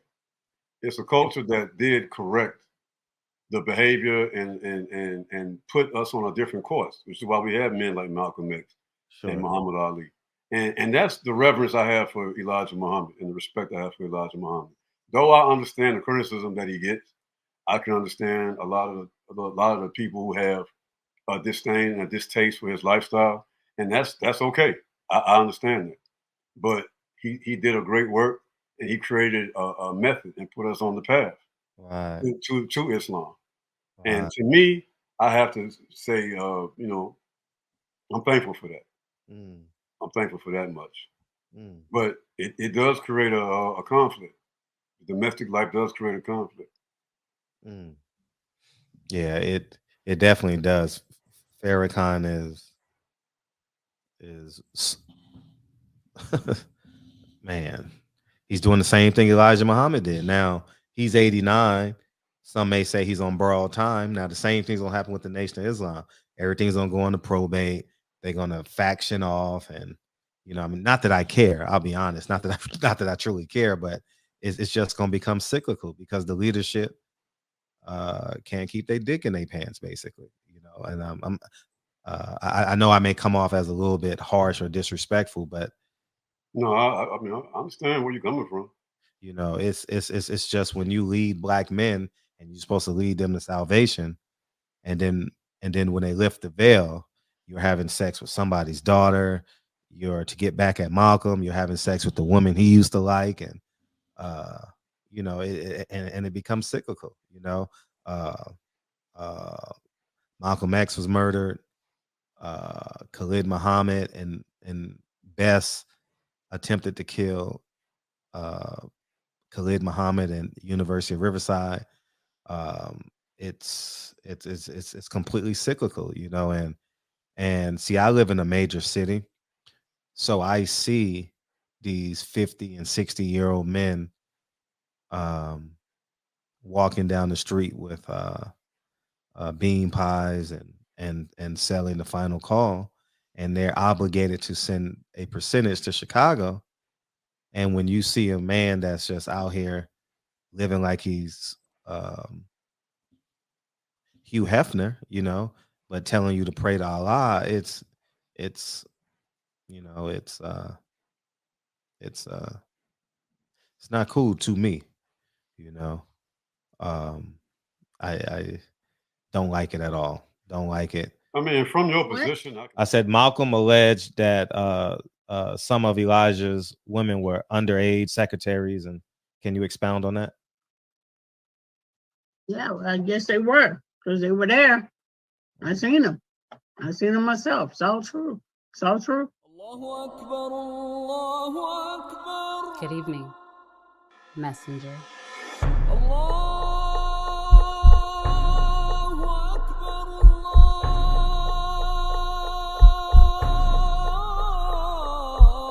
You convinced us that you were the last messenger.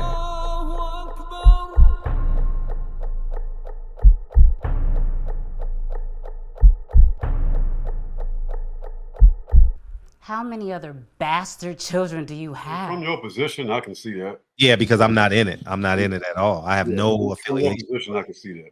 Right. Just consider that I'm a man who was raised in it. you know, Right. And trust me, I got my criticisms of the Nation of Islam.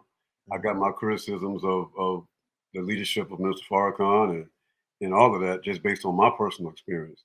Right.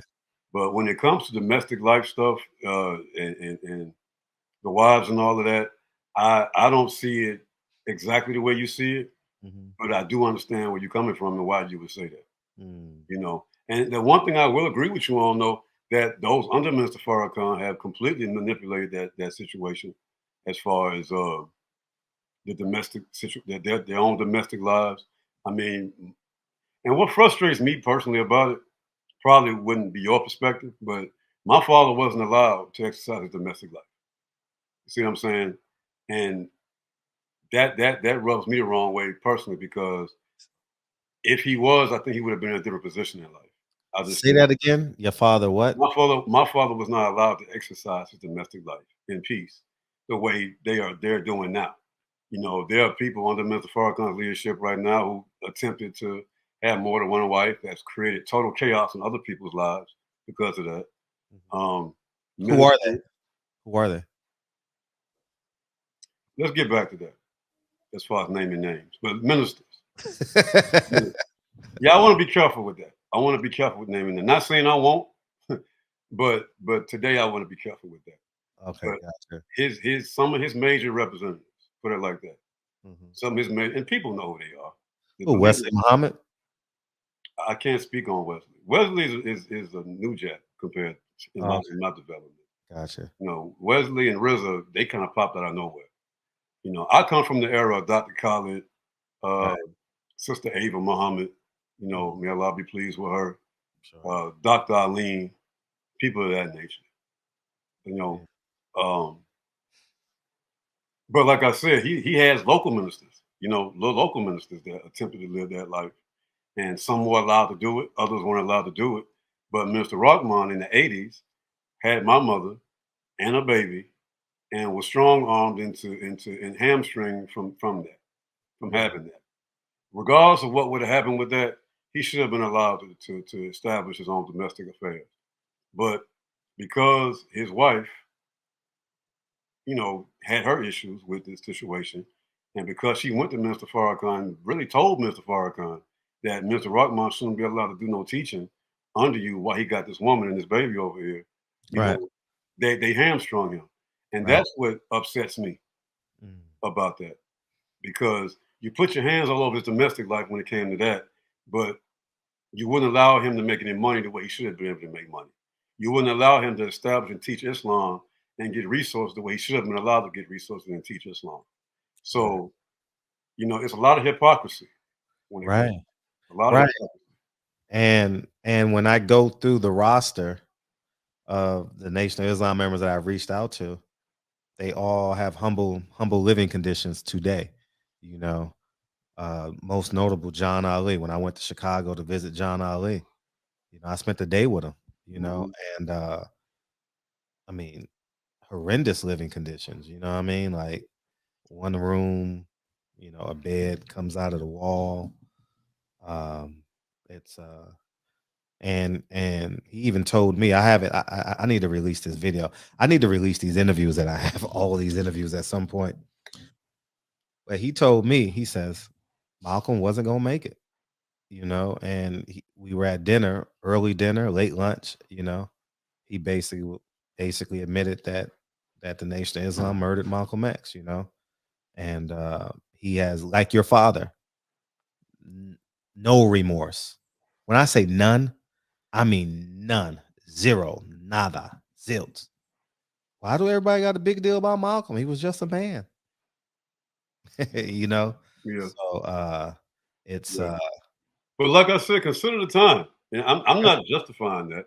sure, I personally have come to have a lot of admiration for Malcolm. As a matter of fact, I relate to Malcolm right. in a lot of ways in my own little world. Mhm.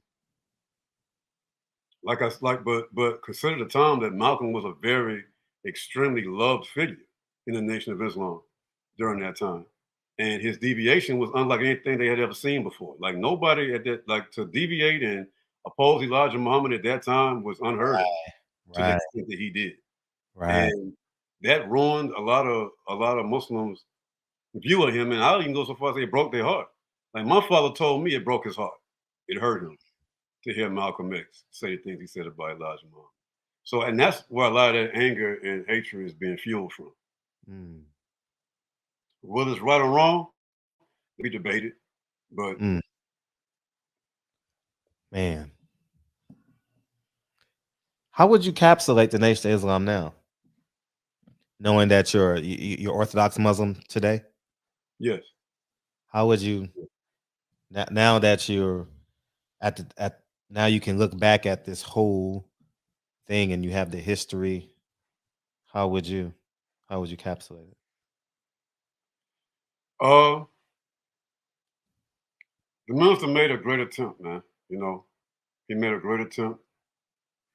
He tried, but there's a failure in the Nation of Islam right now. You Mm, know, the Nation of Islam is a shell of what Elijah Muhammad created. mm, You know, like you don't even have a place. There's no excuse why, and we're not talking about the general black public. mhm. Let's just say the rank and file Nation of Islam. There is no place. There's no excuse why every major mosque in the Nation of Islam should not be able to give micro loans to just registered believers of the Nation of Islam. Mm. You see what I'm saying? No economic structure at all. Those things are disappointing, you know, and that's one of the things that caused me to create the distance that I created in myself Mm. with the nation. But right now, you know, it's a great attempt. Mr. Farrakhan now is you know, in the twilight years of his life. Right. So I very much agree with you that when he's gone, that you're going to see a different Nation of Islam, if any kind of Nation of Islam at all. But it was a great attempt, and he did a great work, you know, in attempting to do that. But right now, it's just an institution. You know, it's just a nothing more than just an institution. Mm. And isn't it awful that there's no economic base? It's terrible. It should be an economic base, you It's know? terrible. And with the profile the Nation of Islam has, and all the money they've taken uh, over the years, it should be. It definitely should be. Mhm. Wow. Man, it's I be like, where's the nation building? There's no nation building, and now the Nation of Islam stays alive through government contracts. You know, going into the prisons. I'm not sure if you knew of the millions of dollars that the Nation of Islam received from the research of AIDS. Did your father tell you about that? I knew about that. I know, yeah. Oh, you did? Oh, Oh, yeah. if you don't mind, elaborate on that I because mean, you mentioned that was Dr. Arlene. That was Dr. Dr. Ali. Arlene. That was in the 80s, right? 80s and No. Late 80s, yeah. Late late 80s, 80s, late late 80s, early early 90s, 90s, yeah. out of DC. Elaborate on that if you don't mind. Well, I mean, ironically, that's one thing that pissed Khaled off. Khaled wasn't cool with that. Khaled, this is what Khaled talked to me about personally. And I couldn't have been no more than 16 years old, but I remember that conversation that I had with Khaled, Dr. Khaled, and he would call them the money changers. You know, at the time, Dr. Arlene was very aggressive with trying to get the I think it was alpha interferon or something like that, was a drug that the government was getting behind for AIDS, and he was in pursuit of that, you know, for the Nation of Islam to get money with that. Khaled didn't like that at all. And also with Sharif Muhammad, you know, Abdul Sharif Muhammad, who's now here in Atlanta as the Southern Regional Minister, he was after government contracts for security. Right. And Khaled wasn't cool with that. Khaled didn't like the idea of Muslims pandering to the government for money. Right. And I was in agreement with him on that. Right. And one of the conversations he told me, like I said, at Perimeter Mall, right here in Georgia, he said, stay strong, brother, and keep your eyes open. Right. And watch out for the money changers. Mm. That's what he told me. And he pointed and he mentioned those two specifically in reference to that. So, yeah, Dr. Alim was behind that. That was one of his initiatives. And he's no longer in the Nation of Islam, ironically, because he felt like, and this is just what I understand of it. I don't know this from him personally or have any personal involvement with this situation. But one of the things that frustrated Dr. Alim and drove him out of the Nation of Islam was similar to things that drove people like me out, is that the money was grossly inappropriately handled. And it was the same old rank and file leadership style that corrupted the nation in the 70s. So now he's Mookie now. He went to Scientology or something, changed his name to Mookie because he wants to distance himself so much from that. So yeah, man, it's wild. Wait. His name is Mookie? Yeah, he's Mookie or something like that. He called himself Mookie. He left. He's been gone from the nation for a minute. He calls himself Mookie, and I think he's more in bed with the Scientologists now than Islam. And a lot of them are doing it. A lot of them went that Scientologist way. But Mr. Farrakhan introduced him to that. Wow. He wasn't the only one, but he's one. And you're gonna see a lot of that. When the minister makes his departure, or he leaves, or goes, or dies, or whatever you want to call it, you're gonna see a lot of Muslims make a mass exodus to Scientology. They're doing it now. They're already in love with it right now. Exactly. Yeah, they getting tested. What is that called? Audited. Audited. Isn't that disgusting? That Yeah, it's insane. Elijah Muhammad's Nation of Islam is collaborating with the white devil's religion. It's insane. And that's one of the first. Me and my father clashed on that. Mm. You know, me and my father had a disagreement on that because he was in support of that. Like I said, Mr. Rahman, my father loved the Nation of Islam to the day he died. Right. He loved it, and it hurt him. It broke his heart. That's a whole other conversation I could have with you on that. But it broke his heart, the current state of the Nation of Islam. My father died on his way out, trying to get Mr. Farrakhan on the phone to report to him some of the corruption that he was exposed to in the Nation of Islam. But my point in that is that, but me and my father had a clash because I didn't understand, why are you submitting to this Scientology shit? You know, excuse my language. But why are you going the Scientology way when you're the Rock of the South, an institution, a pioneer in this? You know what I mean? Why are you sitting down and letting white folks probe you in this auditing garbage? And his response to me was, Mr. Farrakhan's trying to make these niggas right. That's his response to me. Mr. Farrakhan's trying to save these niggas. And I just found, I was very disappointed in that. But one thing I told him was that because I told him I wasn't touching it. At the time, I was still in proximity of the Nation of Islam, and I told him I wasn't touching it. And I asked him, I said, "Am I wrong for wanting to hold on to the teachings of Elijah Muhammad over what L. Ron Hubbard brought about?" He told me no, and I said, "Well, I'll rest my case on that, Pop." And that's where we left it. But honestly speaking, Minister Rahman only did that out of respect for Farrakhan. If it wasn't for that, he wouldn't have did that. He wouldn't have went that route. And on top of that, he even right before he passed, he told me, "I don't even see the result or the benefit of what Art is doing because what I see are the same old niggas." That's what he told me, and I stand on that.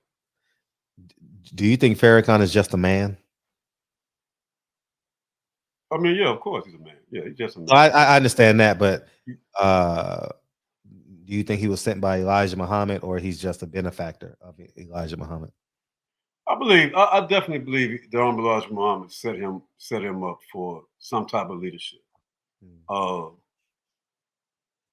Yeah, definitely. I think there's legitimacy to that. Has he carried out the program fully? I would respectfully say no. It's no economic base, so it's all for naught. What are your thoughts on like the new nation, Rizza Islam? What's your thoughts on him? Con artist. Really? Con artist, yeah. Elaborate. I don't even know where Rizza came from. Like I said, I haven't been active in the Nation of Islam in quite some time, and I've only been in proximity to it only due to my father and my family, or what I thought to be my family at that time. But yeah, I think Rizza came out of Scientology camp. Yeah. So I just look at him as an opportunist. I don't know the man, I have no personal interaction, never had a personal interaction with him. But to me, he doesn't reflect what a national representative of the Nation of Islam historically has reflected. He just seems to be one that's after a celebrity status to me. Yeah, he wants in my judgment. And I would deem Wesley as the same. You mentioned Wesley earlier, so right. I would deem Wesley as the same. And Wesley was a 5%er. Wesley didn't even have a pedigree in the Nation of Islam. So, people end up getting older in life.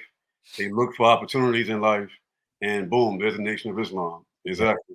Yeah, and you found a lane to be in. But no, these people don't represent national representation of Islam at all, as people like Malcolm and Khalid and people like that. Even Minister Rahman, they don't represent that tradition at all. Yeah, it just hit me. Farrakhan is your brother-in-law.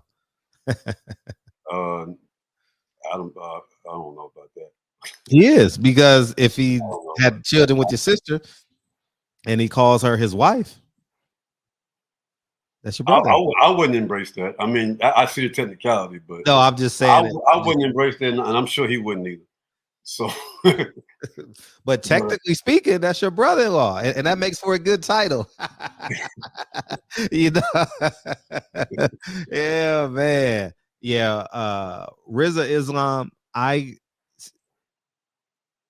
thought Rizza was a good guy, and then I found out about his family and the $3.8 million that they took from the government here in Los Angeles. He's actually on trial now. He goes back to court sometime in June. Wesley Muhammad is just lost. He wants to be an internet guy. What's your thoughts on the guy out of Indianapolis? Nuri. Yeah, Nuri Muhammad. These are new jacks, man. Like I said, I stopped becoming active in the nation in the early 2000s. Right. And honestly speaking, even after that, the only proximity I had to it was only out of respect for my father. It was only out of respect for my father's wishes in that. That's the only reason why I'm even having a conversation like this. Because my father's not here right now. Right. And a lot of these guys, the Nuris, the Wesleys, the Rizza Islams, they just seem to me like Saturday Night Live versions. Wow. You know what I mean? I don't take them serious. Okay. The real representation of Islam, as far as the national representative, died with Dr. Capt, in my judgment. Outside of that, everybody's a cheap Khalid clone. Right. They can barely do that.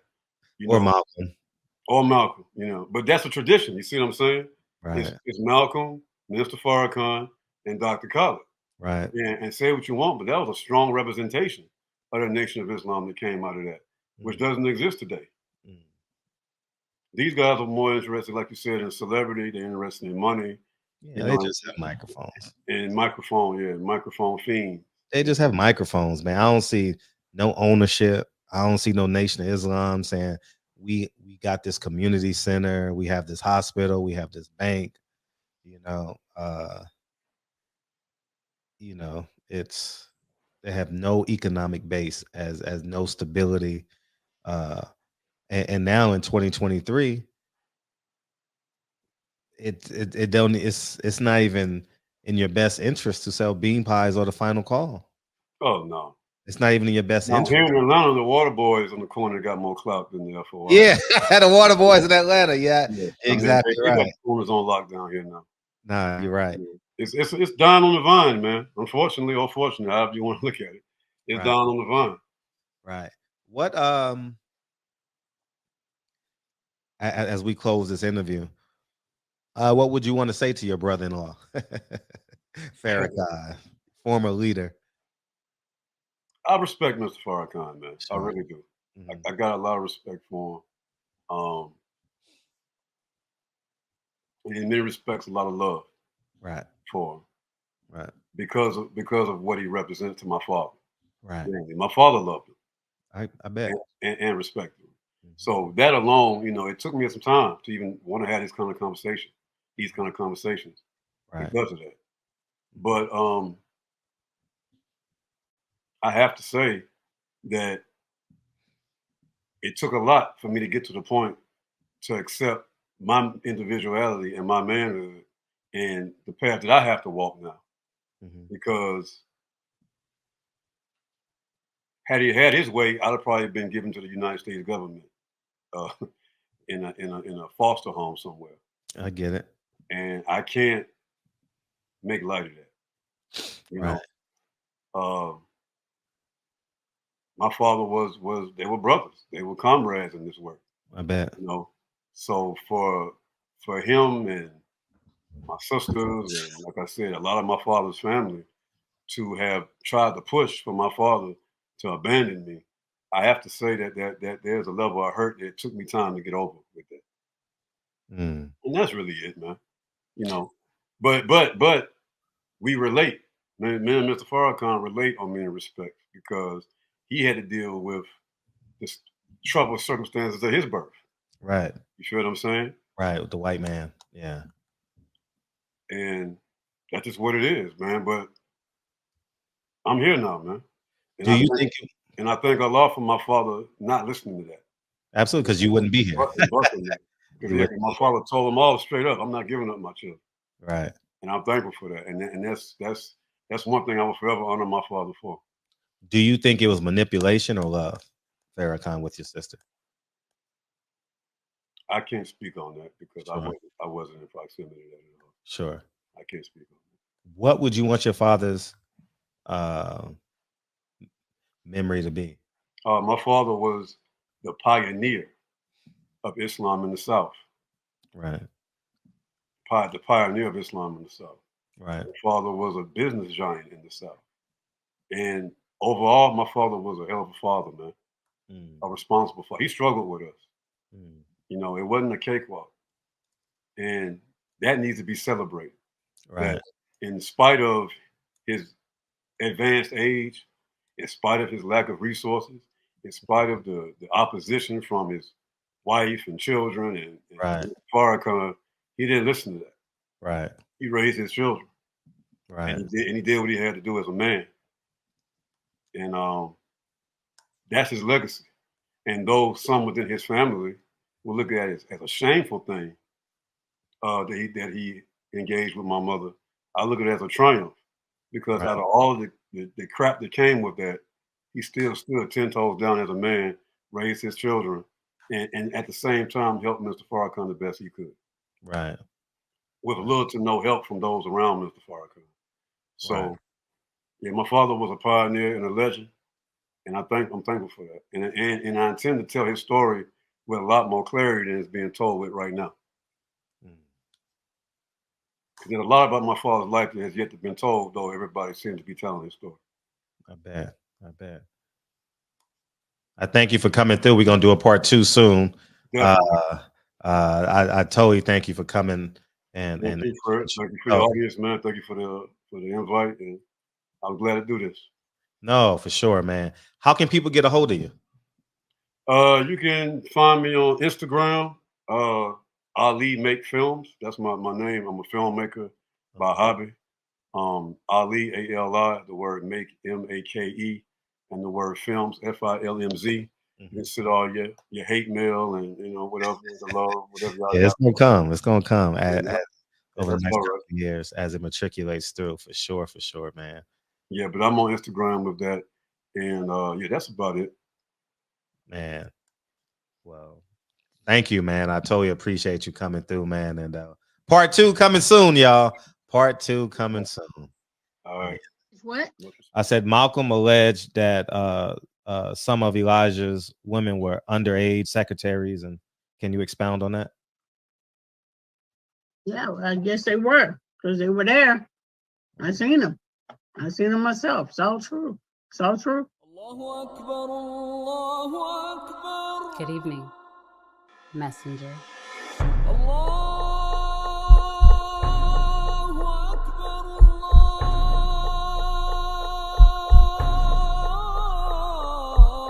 You convinced us that you were the last messenger.